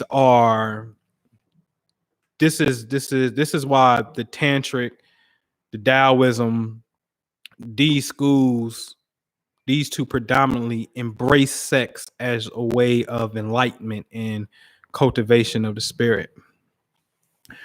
So yeah, the eighth house is deep, and then it also gets into information, forensics, figuring shit out, being able to see the truth, and just penetrating all the veils and whatnot. But the eighth house is a very deep, mystifying house, man. So Mercury, Jupiter, Saturn, and Pluto. So your mind is on sex. Jupiter wants to expand, so now you got a lot of sexual partners. But Saturn wants to contract, so there go the karma too. So you got to be careful. And then you got Pluto there, which represents the Saturn and Pluto thing brings in disease. So, you can, an eighth house stellium with this. And if you don't even got to have afflictions to Saturn and Pluto, the mere fact that they're there is likely to say that somewhere in the course of your journey, you've probably contracted a sexually transmitted disease before. And it's not to pick on you. Like, I got an eighth house stellium. I can remember having crabs as a teenager and shit. Yeah, I remember, you know what I'm saying, not having, too good feelings of just chemistry, strip club energy and shit, and messing around and just it wasn't good, So you got to be careful when you got Saturn and Pluto there, because Saturn is a teacher and Pluto is manipulation. So that's a lot of heavy energy that's right there. A lot of heavy energy that's right there, which could point to forms of abuse, which you could have been abused, or you could abuse someone. You know what I'm saying? With that kind of energy, and you could project your energy on someone forcefully, because Pluto is force, and then the eighth house is sex. So now that's forceful sex. You see what I'm saying? And so it goes deep, man. It goes deep, bro. And I'm a native of it. Not that deep, that you heavy, but I got some personals there. So I ain't got the big boys, the outer planets there. I just got some personals right there.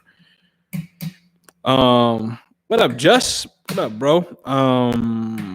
Saturn retrograde in the 9th house, Scorpio, Capricorn. Yeah, so when you're dealing with the Saturn retrograde in the 9th house, could be definitely a time to learn something, get some type of information under your belt. It's some type of education in a sense. Opposite Mars, I don't like Saturn Mars combinations because they can be proven to be accidental. Yeah, you're welcome, Prony. They can be proven to be accidental. So um the balance here, because Mars wants to go, go, go, and Saturn wants to say, "Oh, whoa, whoa, take your time." This is not about a 50-yard dash, but it's not all solely about the 400 meters either. The point is, you got to run a longer game than the 50-yard dash, and you can do it faster than the average person setting out to go just for the cross country long haul. So you got to turn it up a notch in these areas. The key with Mars and the key to life is I marvel at DJ Khaled, because I believe that he is living a very open, transparent, happy life. Um, I don't think this is a person that's stressing. It's joy, it's happiness, it's look at the sun shining on me. Life is beautiful. My son, now my other son, it's a lot of praise, it's a lot of gratitude. So the key is for us not to hold negative energy through frustrations, which could be Mars, suppressions, which is Saturn. Saturn's about what are you suppressing that you really want to tap into. So for me, I remember Saturn in the second house, I've been suppressing.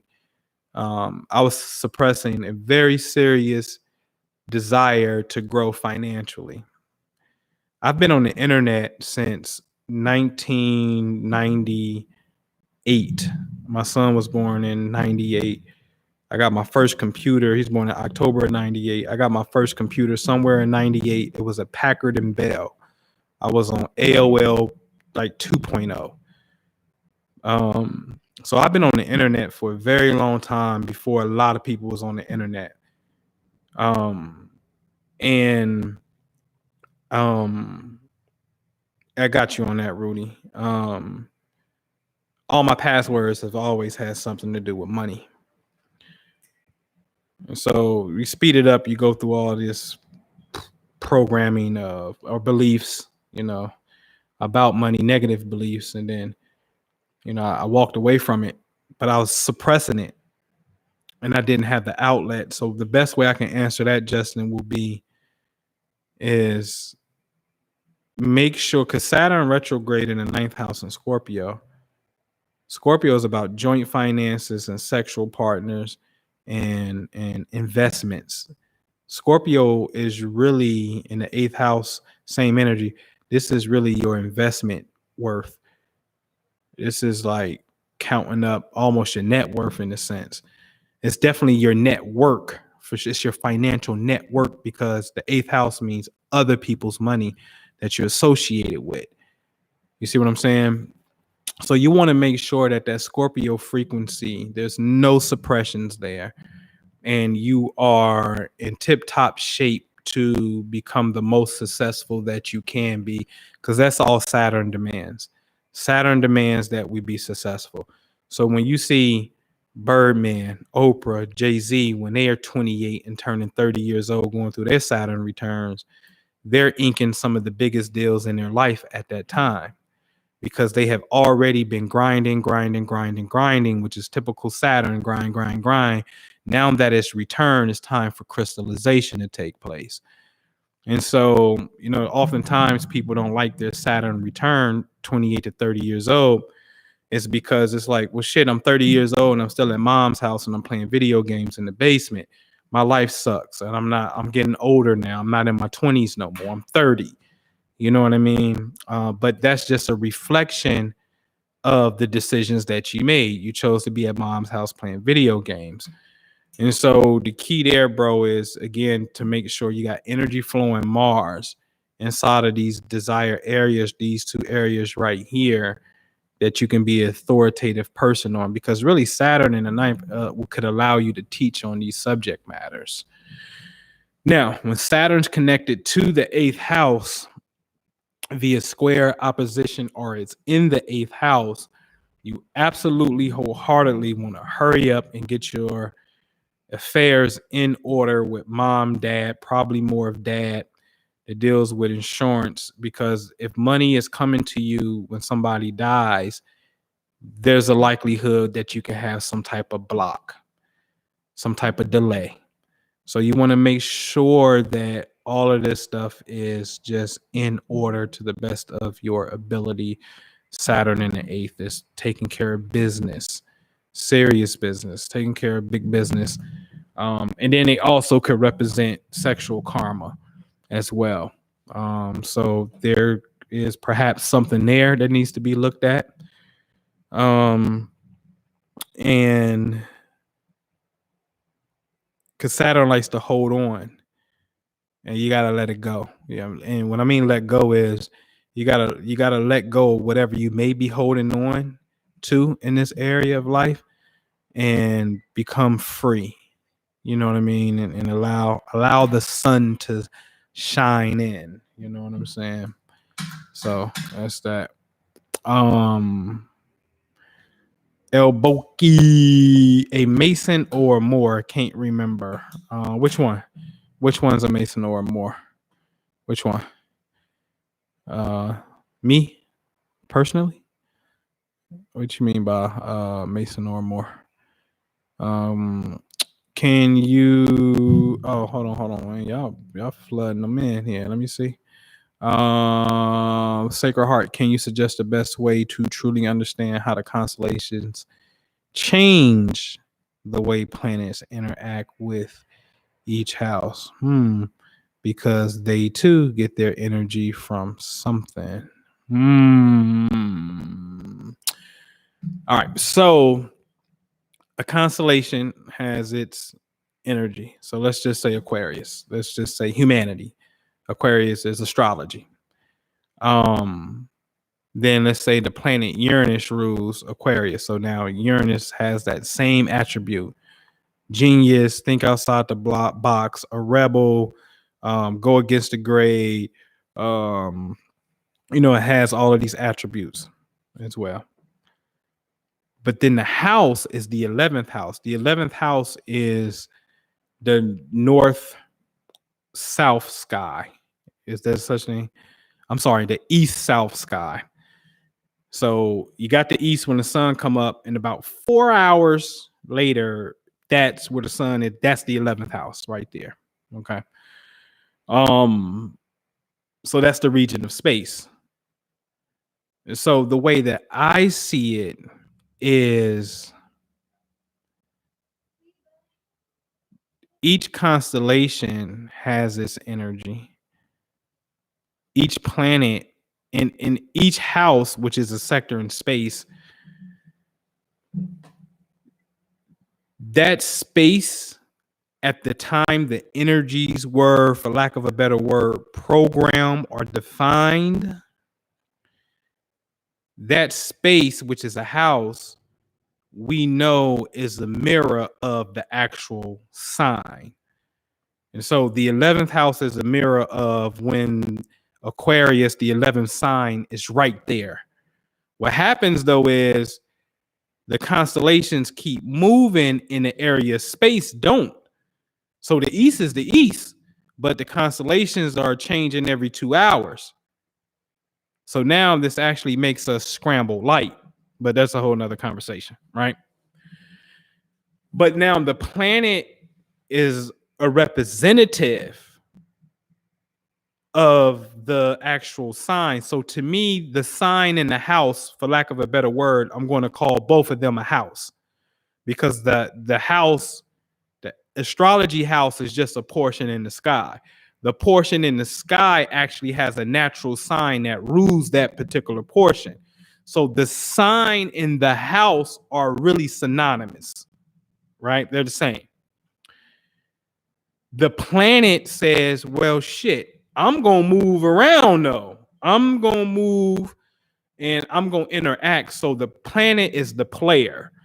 He's the one, she's the one that's like the marble, the ambassador, leaving out of their sign, leaving out of their house, and interacting with the world. Mars, I'm the god of war. Apollo, I'm the sun. Zeus. So this becomes the mythology. You see what I'm saying? And so they do get their energy from something. That something,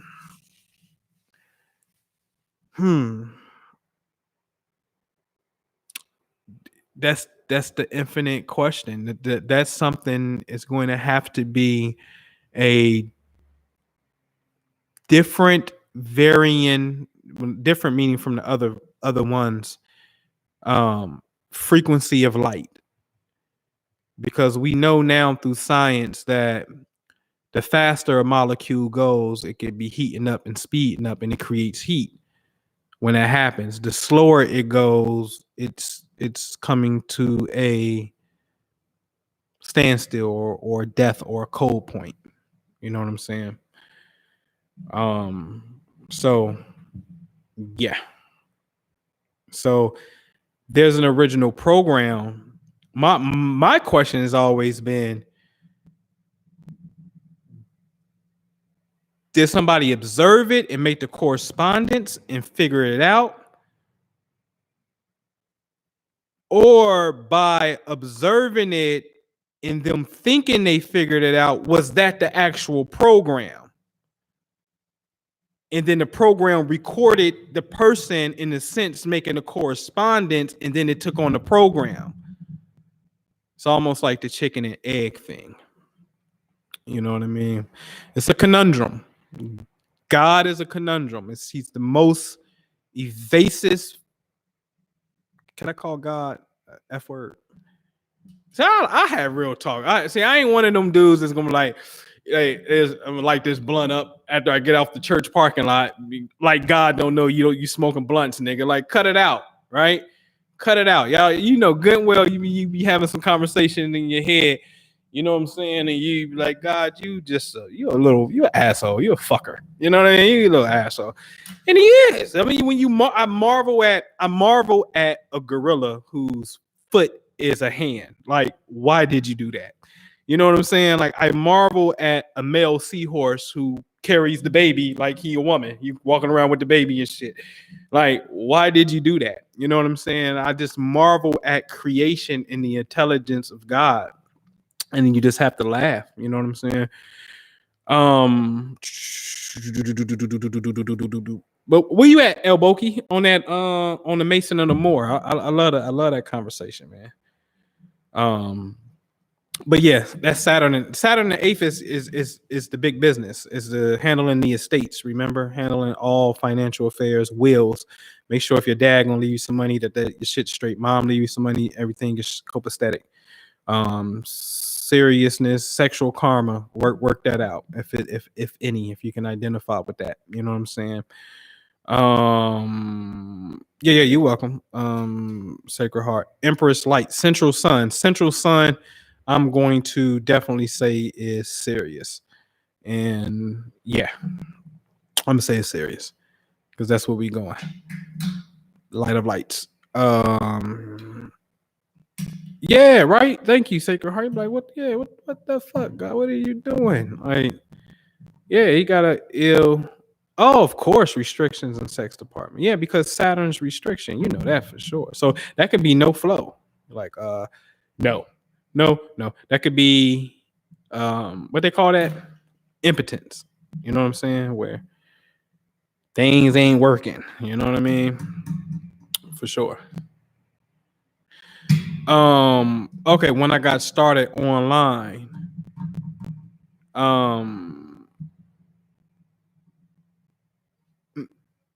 Moore was first. For sure. Moore is first. So, 02, not 02, I'm tripping. 05. I'm on the road, truck driver, me and my partner. We swing into Fayetteville, North Carolina. I meet Eileen Bay. He's talking about some Washita information. And he's talking about this migration of Noble Drew Ali's family from the Carolinas to Louisiana. And these Louisiana natives are the Washita.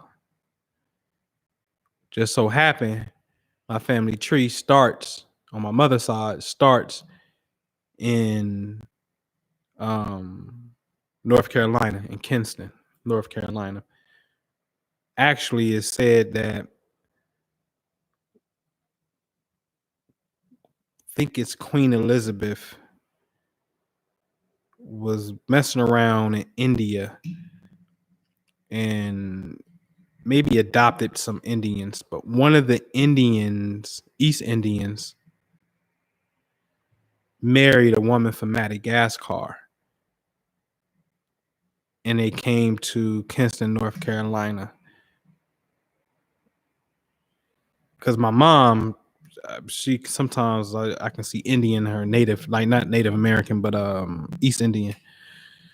So I get this information and, you know, I'm like, oh shit, my family made the same thing. Like Tensall Parish, Louisiana, you know, my people had oil and sold out and sold to Sun Oil Company, which later became Sunoco.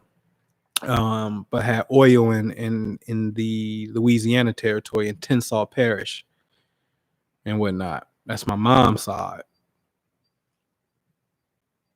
So I came through Moorish information first, 06. Late 06, 07, I came into Masonic information.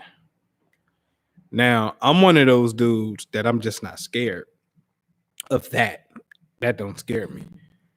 If you tell me that there's an organization that's running the world and I can't stand the idea of someone, I ain't talking about the organization like a sports team, like someone that's on some so-called intellectual stuff, you know what I'm saying? Like cryptic passwords and slogans, you know what I'm saying? And handshakes, and y'all getting all these passes in society. Shit, I'm on in. You got me, you tripping. And then you damn sure ain't gonna tell me that, you know, something hidden from the black man and woman, and it's inside this school of thought. And then the black people got their own version of it too.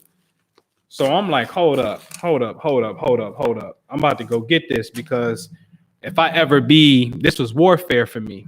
If I ever be in a situation where, you know,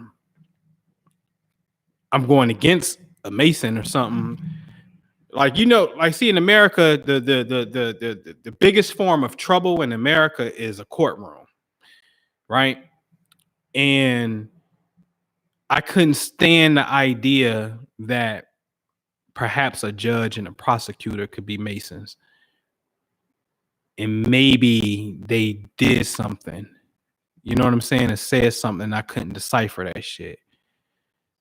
And then the Moorish paradigm, I'm gonna tell you, Aboki, the Moorish paradigm was always talking this shit like, yeah, my son, we schooled them. Yeah, I'm like, well, shit. If the legend even goes that you taught them, like some of that school was talking about, yo, when you were falling from power, whether it be the Moors in Spain, you started initiating certain white boys called Masons because you had a foresight, a forevision that said the black civilization is about to go into a dark age. And we need to initiate some white boys to be gatekeepers for a future time till we wake back up. That was in the legend that I heard. And that shit was dope to me, because that's just some G shit. And I'm like, damn, that's dope. And so now you got the art of war. I don't want you to use no shit against me. And then we also taught you this shit. Like, what? Nigga, if I taught you this shit, then I got to be able to use it. I just can't be like Islam Mo standing on my square in courtroom and shit, and I don't know what my ancestors taught them. That's bullshit. No, I'm not letting that ride, right? So I'm like, shit, that ain't nothing. I met a brother, Khalilullah, sharp Scorpio. When I say this nigga is a walking librarian, information dealing with the mystery schools way past masonry. Rosicrucian, Golden Dawn, nigga is ill. He was the one that introduced me to masonry. He's like, bro, you should be a mason. Come mess with this. I'm like, what? What's that? Chopping it up. We had some things in common from the street. And then he's like, come mess with this, bro. And I'm like, bet. And so I had learned York Rite masonry. It wasn't Prince Hall though. It was through another body. And I advanced very, very, very quickly because I was eating that information up, as I do with anything. And then there was some politics that happened. All Freemasonry is like an LLC, bro. You can have Prince Hall Masonry, you got Keystone Lodge, you got the Ancient Accepted Scottish Rite of America. You got all these different bodies of masonry, okay? It's like businesses, okay? So the one body we was a part of, they started beefing, and so then our lodge, let's say everybody here tonight, we in a lodge, and our lodge is called Syrian Lodge, but we got to get our charter from another body. It's supposed to, right? And so we get our charter, we practice. So now we ain't really kicking it with this grand body no more. We're gonna go to another grand body and work up under them in a sense, right? So we left that grand body and then we went to the Scottish Rite grand body. And then there I went from master to the Lodge of Perfection to the 14th degree. Now, when I got to the 14th degree, I was only about 2 months away from going to the 32nd degree. I'm just telling you this shit, right? But it meant nothing to me because at that time I had a revelation that it wasn't Prince Hall. And especially in Philly, and I tell you, because of the history of Prince Hall in Philly, Philadelphia is like the second place the Prince Hall Grand Lodge was formed, first in Boston and then Philadelphia. The history of Richard Allen and these freedmen who were Absalom Jones, who were free, and they were abolitionists, and they were helping the slaves get free. These are Prince Hall Masons, because that's all that existed at that time anyway. And so I'm like, I'm going to miss going through these upper bodies and knowing who's who in Prince Hall, who are the most predominant black body of Masons anyway. And here's another thing. In the northern jurisdiction, there is fraternal recognition, meaning the European Lodge in Philadelphia, in Philadelphia in Pennsylvania, recognizes and respects Prince Hall Masons. So as a Prince Hall Mason, I was able to go down with the European Masons and watch them do their degree work and them have, do their thing. And next thing you know, the senior warden is like, after everything is over, the senior warden is, we find out, that's such and such, that's his law firm is doing. Oh yeah, give me your card. You see what I'm saying? So it became a networking event because these people are in society and they the movers and shakers. I ain't afraid. Like, you told me this is my son. Now, and bump my son, because I'm not gonna say that shit to be egotistical. I'm saying this that because I'm working on a new documentary. I met with a director today. The secret plan to end slavery. You had some white folks. That was just, they made it happen. I just got to tell the truth. They made it happen. And so to me, there's a part of me that has to pay respect to that and understand who are abolitionists, especially in the North, because I want to show you something by mere coincidence of spirit. I want you to open up a window and type in Northern Masonic jurisdiction and go to Google Images. And you're going to note that all of the northern states are the same damn states that were absolutely anti-slavery. Okay. Well, when I say charter, it was another black body, like Ancient Accepted Scottish Rite of America was allowing, incorporated. Let me put that's the key, incorporated. You have these different black bodies, you can have Phoenix Scottish Rite Incorporated. You have all these different groups. They're really LLC structures, basically, in a sense, or fraternal organizations. They're businesses, man, nonprofit businesses, but they're businesses and whatnot. So in the North, one thing about the white boy, they don't play that shit. I tell you, this is where they got you faded. You hear me closely. There is no, you listen, in Pennsylvania, in every state, you have the Grand Lodge of Pennsylvania, and every other lodge sits up under that Grand Lodge. It ain't no, this Prince Hall, and here go Keystone down the street, and then around the corner, there go this other little body, and then around that corner is another one. Nah, white folks don't do that shit. It's all one. So in Philly, in the state, they like, listen, the white boy is like, listen, the only black Masons we recognize is Prince Hall Masons. We don't fuck with nobody else. So you can probably go online to their Pennsylvania Grand Lodge, go to their gift room, and I bet you they selling Prince Hall material in there. Prince Hall coffee mugs and shit like that. Because there's a fraternal recognition. Now, you can't be a member of both lodges.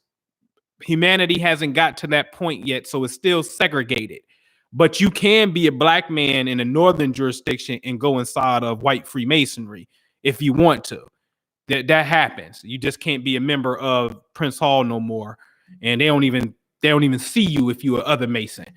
So I'm like, yo. In the Art of War, you ask me, I'm a Mason, and I say, yo, I'm Keystone, or my Grand Lodge is woo, and it ain't whoop-de-whoop, and it ain't Prince Hall, they're gonna see you as Fugazi. Now, to see you as Fugazi, that ain't good, my friend. That's not good in the realm of Masonry, because now you're an imposter. And once you can look like you're an imposter and you just ain't holding true to the heritage, you got to make the connection, man, between the time that American Independence War was taking place and how Freemasonry was taking place, and Prince Hall was getting these charters in the same timeline of this shit. There's something that's miraculously that's happening here. You know what I'm saying? And if I heard that, Ali was the first person I heard say that, dealing with Benjamin Banneker and Prince Hall connection and whatnot. So, I've been in situations, man, that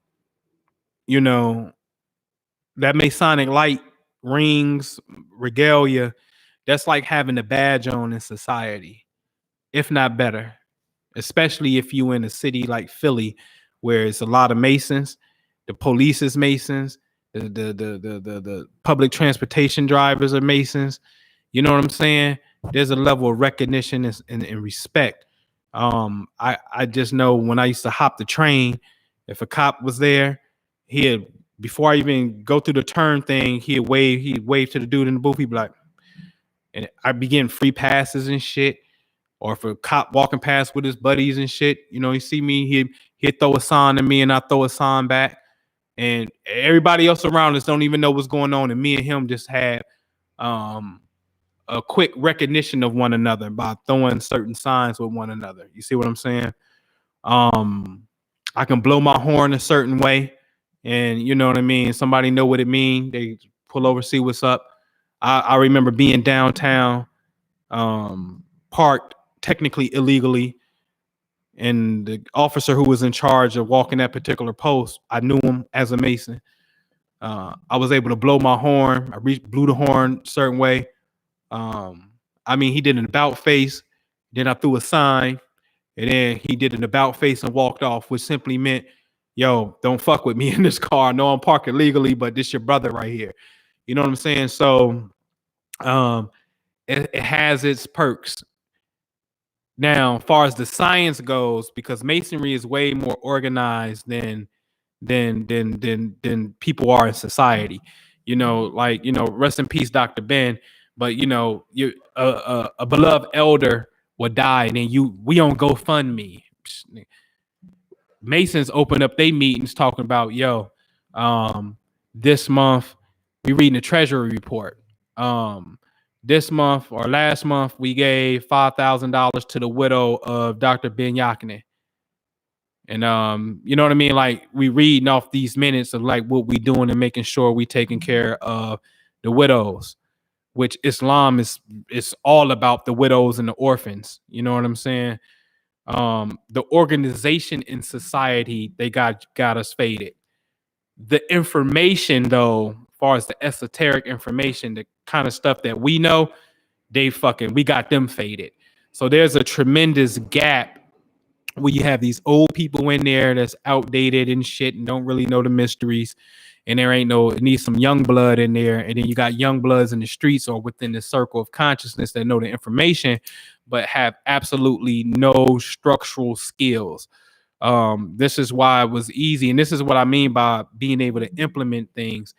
Like we Toel Love Fund. We got a fund that we pay $13 a month and been paying people's bills since January of been paying bills since January of 2012. That's function. You see what I'm saying? That's function. Hold on, this is Jew, y'all. What up, bro? I'm on a live. What's happening? Yo.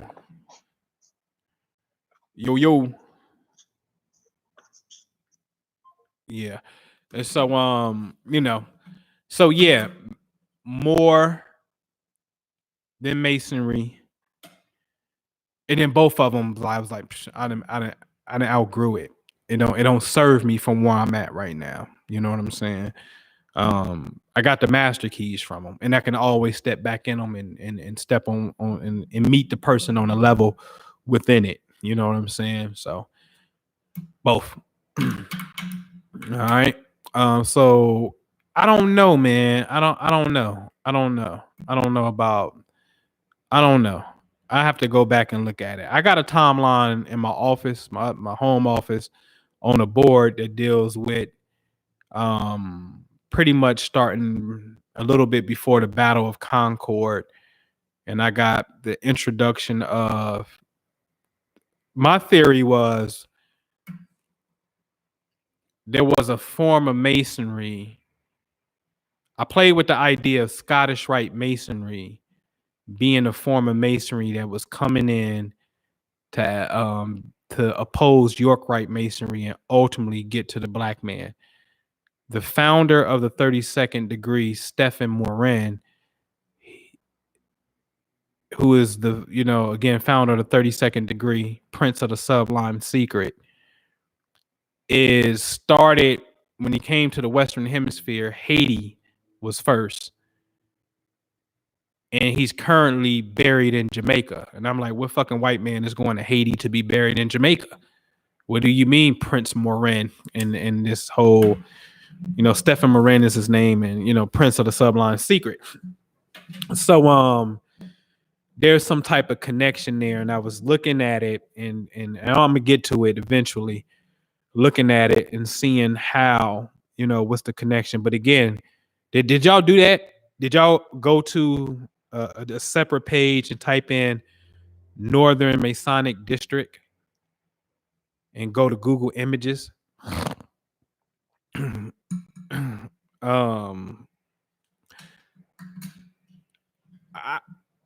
It depends what you want, man. Like,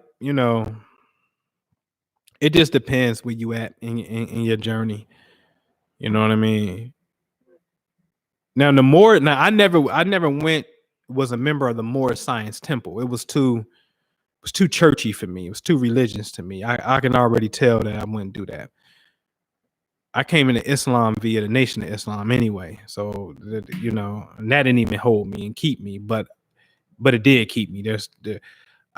In the Nation of Islam, I'm Mother Tainetta Muhammad's child. And there's many a soldiers that's connected to the Nation of Islam that's not necessarily in the ranks and whatnot. That's playing their position skillfully.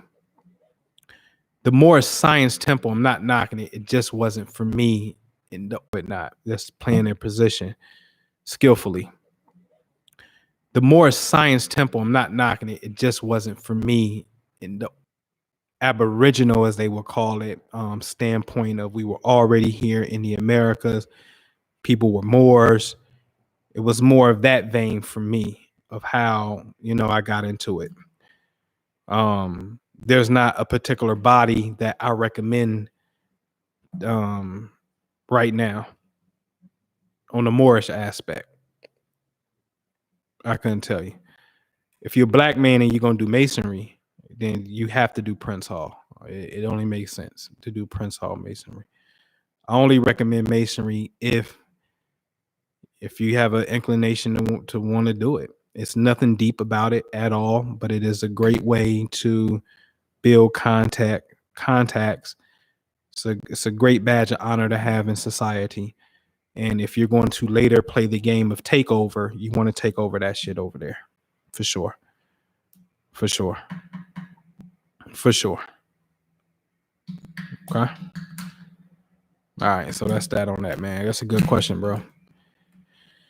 All right. So can I get your interpretation of Jupiter, Saturn, Mars, and the 8th house of a solar return?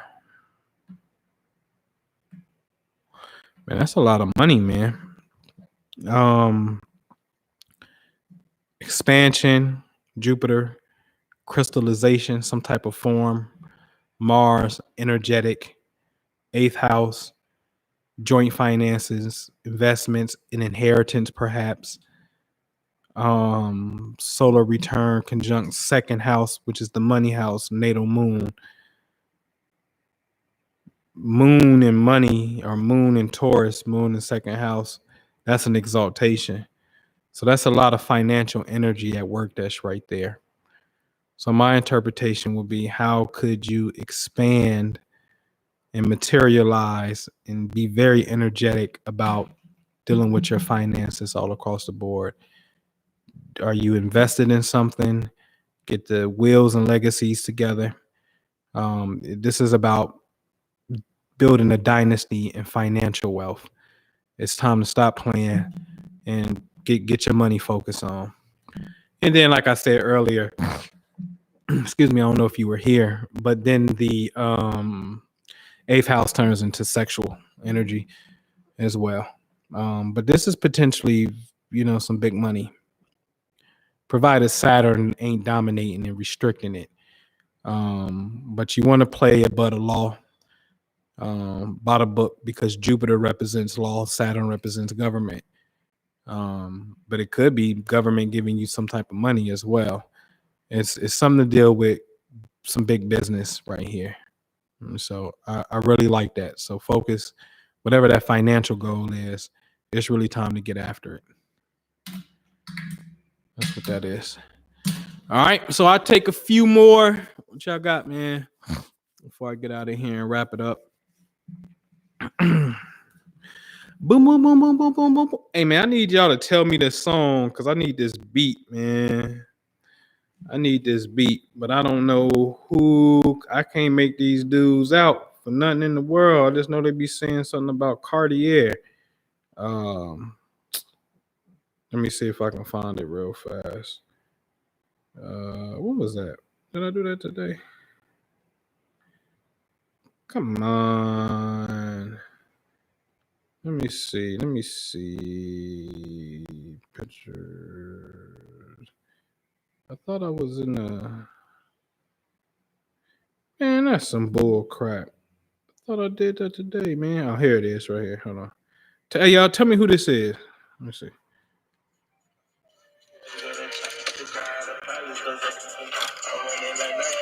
Can y'all hear that?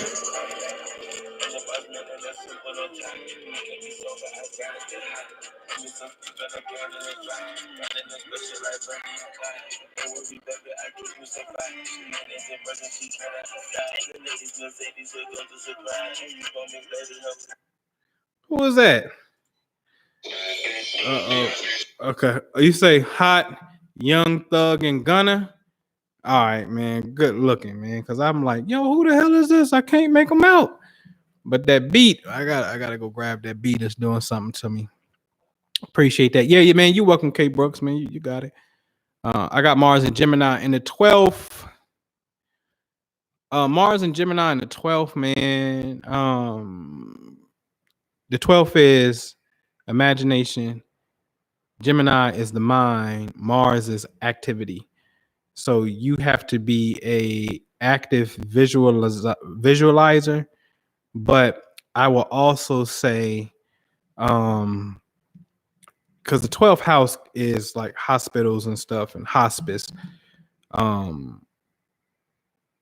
There's an aspect that feels like donations to hospitals and stuff like that. You know what I'm saying? Far as the spiritual karma and the physical and whatnot. Mars and Gemini gives way to a very active mind, though. Very active mind. I mean, crazy active, man. This is like psychosis, psychotic, crazy activity. And so constantly visualize, but make sure that you're physically walking it out and you know what I mean? You're taking physical steps to do that. You know what I'm saying? But that's an active visualizer. But Mars is not a visualizer. You know what I mean? Mars is like physical conquest. So you got to find that balance of making sure you're speaking, writing, talking, you know, all that good stuff. Forms of communication is getting out there. Young Thug and Gunna, hot. Yeah. I gotta go mess with that. Put some Union Soldier on that. What up, Katrina? What's happening? I didn't know you was in here creeping low key. What about the 11th? I love that Placidius system, man. I love it, man. It's my favorite system because it's not cut evenly. I don't think it should be cut evenly. But yeah, I mean the 11th is the Aquarian house. You know what I mean? Friends, groups of people. You know what I mean? Technology, your social gathering, your friends. Like, you know, I got Jupiter in the 11th in Taurus, so I'm supposed to have friends with money and, you know, be around it. You know what I'm saying? Your network is your net worth. Ooh, the vegan taco spot open tonight. I forgot, man. I'm tripping. Let's see. Let me see. We can get some activity.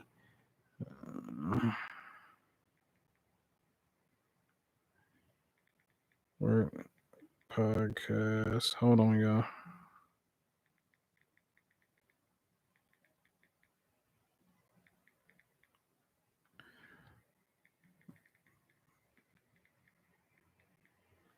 All right. All right, come on, man. Shoot it to me, man. Shoot it to me. Give it to me. What you got? What you got? What you got?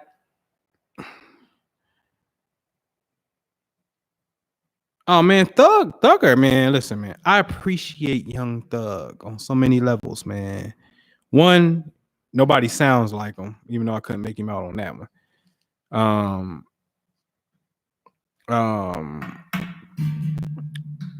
Yeah. Next time I'm in there for sure. Next time I'm on the East, absolutely.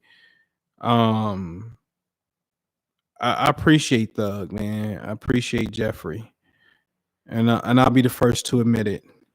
I appreciate Young Thug for wearing a dress because he took the gangster out of Thug. And the reason why I like gangster coming out of Thug is because you cannot scream Thug, but yet be like, They messing up the water in Flint. Look what the man doing.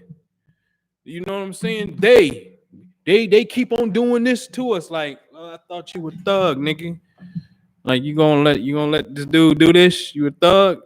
Cause I don't. I had these debates with people. Like, I don't see a day. Like, not like the day they used to be in power. Them motherfuckers been out of power. Now that don't mean that they ain't there, but I'm saying they don't. The overwhelming majority, like they ain't running shit in this world over here. Like, I know they was called Confederates. Them motherfuckers made it clear. Them motherfuckers like, hey, nigga, y'all gonna be slaves, and we leaving the United States of America, and we forming our own nation, and it's called the Confederate States of America. That was they to me. And that shit was, the motherfucker sitting in the Supreme Court on Roger Taney in that court, the Taney court, that was like, oh, Dred Scott, fuck you. You niggas ain't shit. Y'all cannot be citizens. Like, them niggas was they. Man, they got their ass beat long time ago. And the American judicial system is so slow, and its education system is so slow that the sentencing process still mirrors that Jim Crow racial era, and that shit needs to be addressed.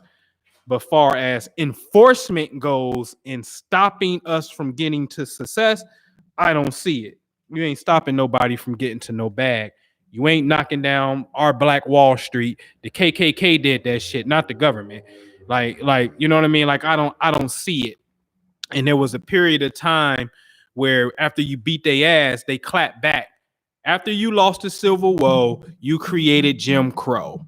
And that's what created the Black Codes.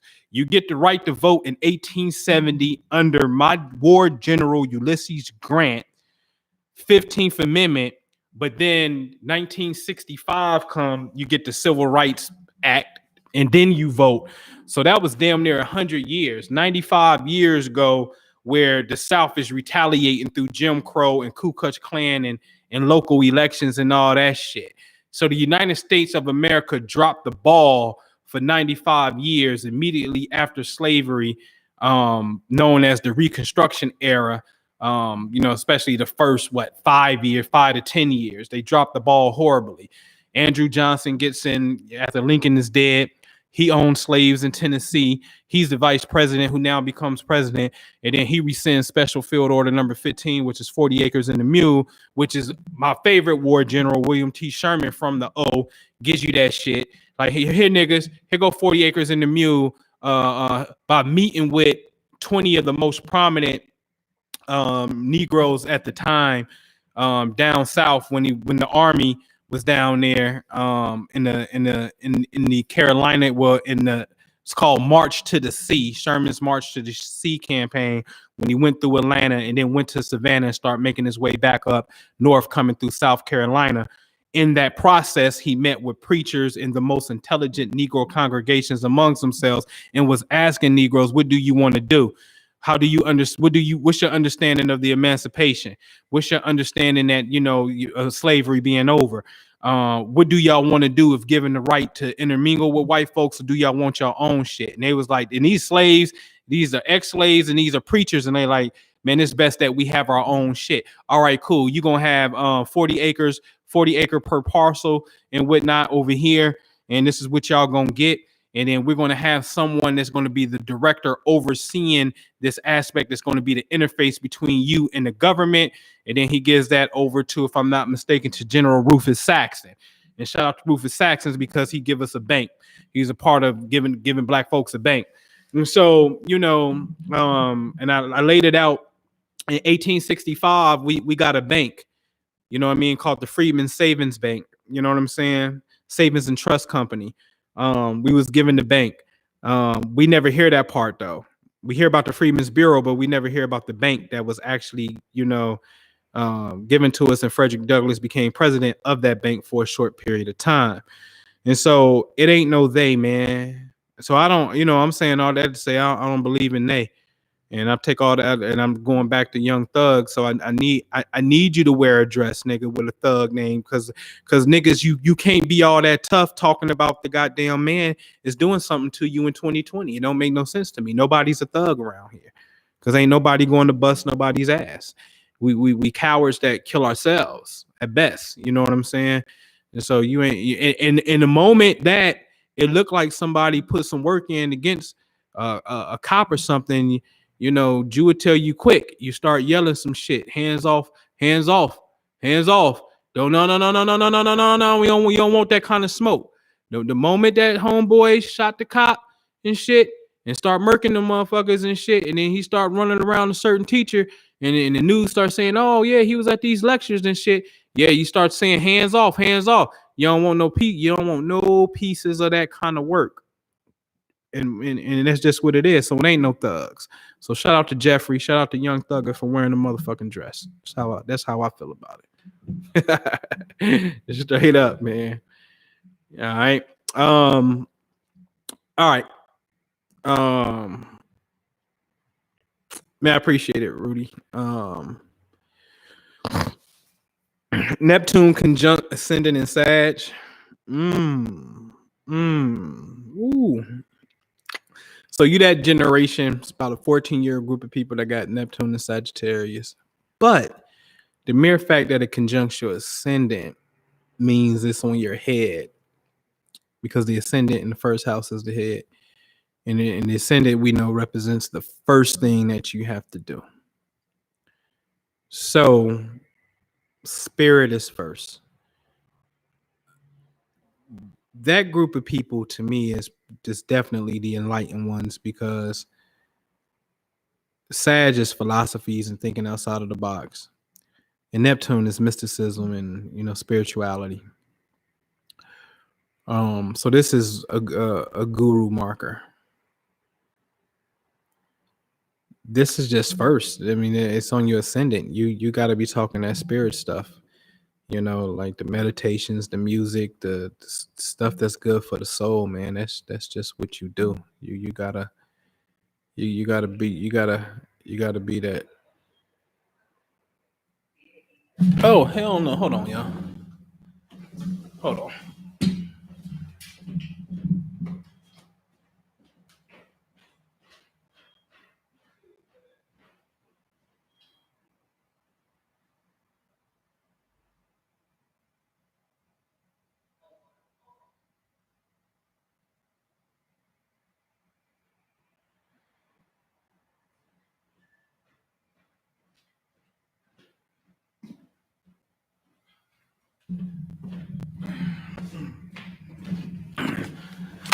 Kind of retrograde shit is that? The damn alarm cut on by itself. Don't you try to do that. Hold on. Let me see something. I don't know how that happened. But anyway, all right. So sitting here going, then next thing you know, you hear the alarm ticking down, like get out the building. So what was I at here? Oh yeah, so yeah. So you gotta you know what I mean? You gotta do that. You gotta do spirit first. You know what I'm saying? That's all you. You get the pass to be mystical and up in the clouds all day long. You know what I'm saying? And it's very intuitive too. So your dreams, that psychic ability that you have to pay attention to that. You got to do that for sure. You got to cultivate that. So whatever gets you there, whether it be music, meditation, imagination, whatever gets you there, you got to do that. Okay. Neptune retro and natal 12th. Oh man, you tripping, man. Don't doubt the gifts, man. Because Neptune is at home in the 12th. So this is like super duper psychic information, man. Yeah, you're welcome, Rudy. Yeah, organized churches, man. They definitely had organized churches.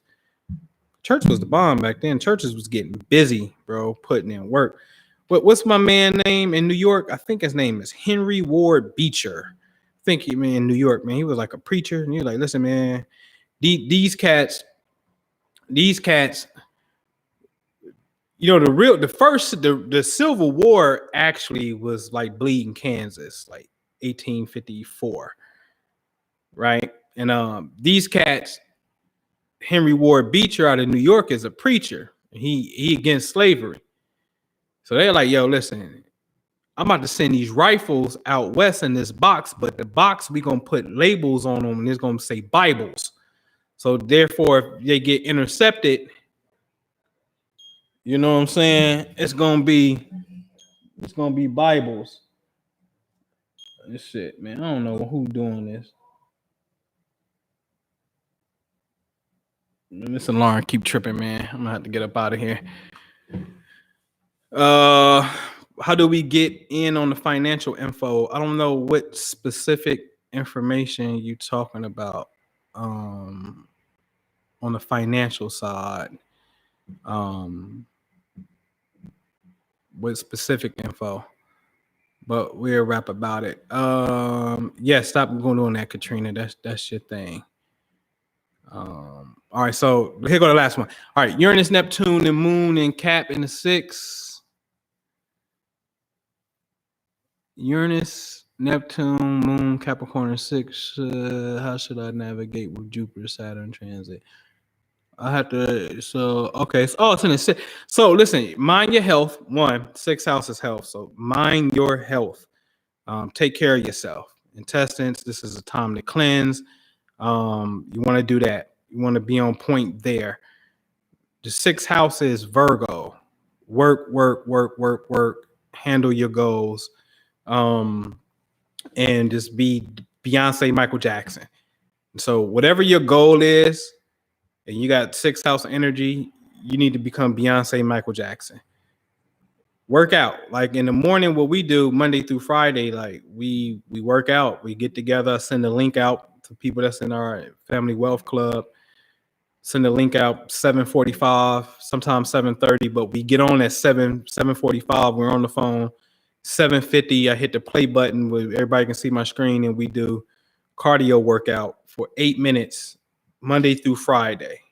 Been doing it for over a month now. Like that's every day consistent. We being consistent. So the 6th house, to how you navigate this is work, man. Work towards the goal and mind your health. Johnny Williams says, is the sun conjunct Mars in North Node in the 11th a pass to be aggressive in the group to achieve my goals? I mean, sun conjunct Mars, if you're born with it, or even if not, if it's just a transit, yeah, it's gonna make you the leader. It's gonna make you the one. But here's the key though. The sun is egotistical and so is Mars. So it's a thin line between great leadership and egotistical leadership. So draw what that line is, but assert yourself. But people are naturally going to feel like you're being dominant, even if you're not even really trying to be dominant. It's just that time for you. If you're born with this, then that's just you. But just watch ego tendencies and make sure that the 11th house is making sure that the greater good is good. You know what I'm saying? So, it's like going mountain climbing with a group. You're not necessarily scaling the mountain, but climbing upstairs as you're going to like more of a retreat type of mountain type of vibe. But you're not in the front. You're at the back. Or if you do go front, you go all the way to the back and make sure everybody, the last person, is okay, and you walk with them, make sure that they up. That's the 11th house. That's because it's about the group.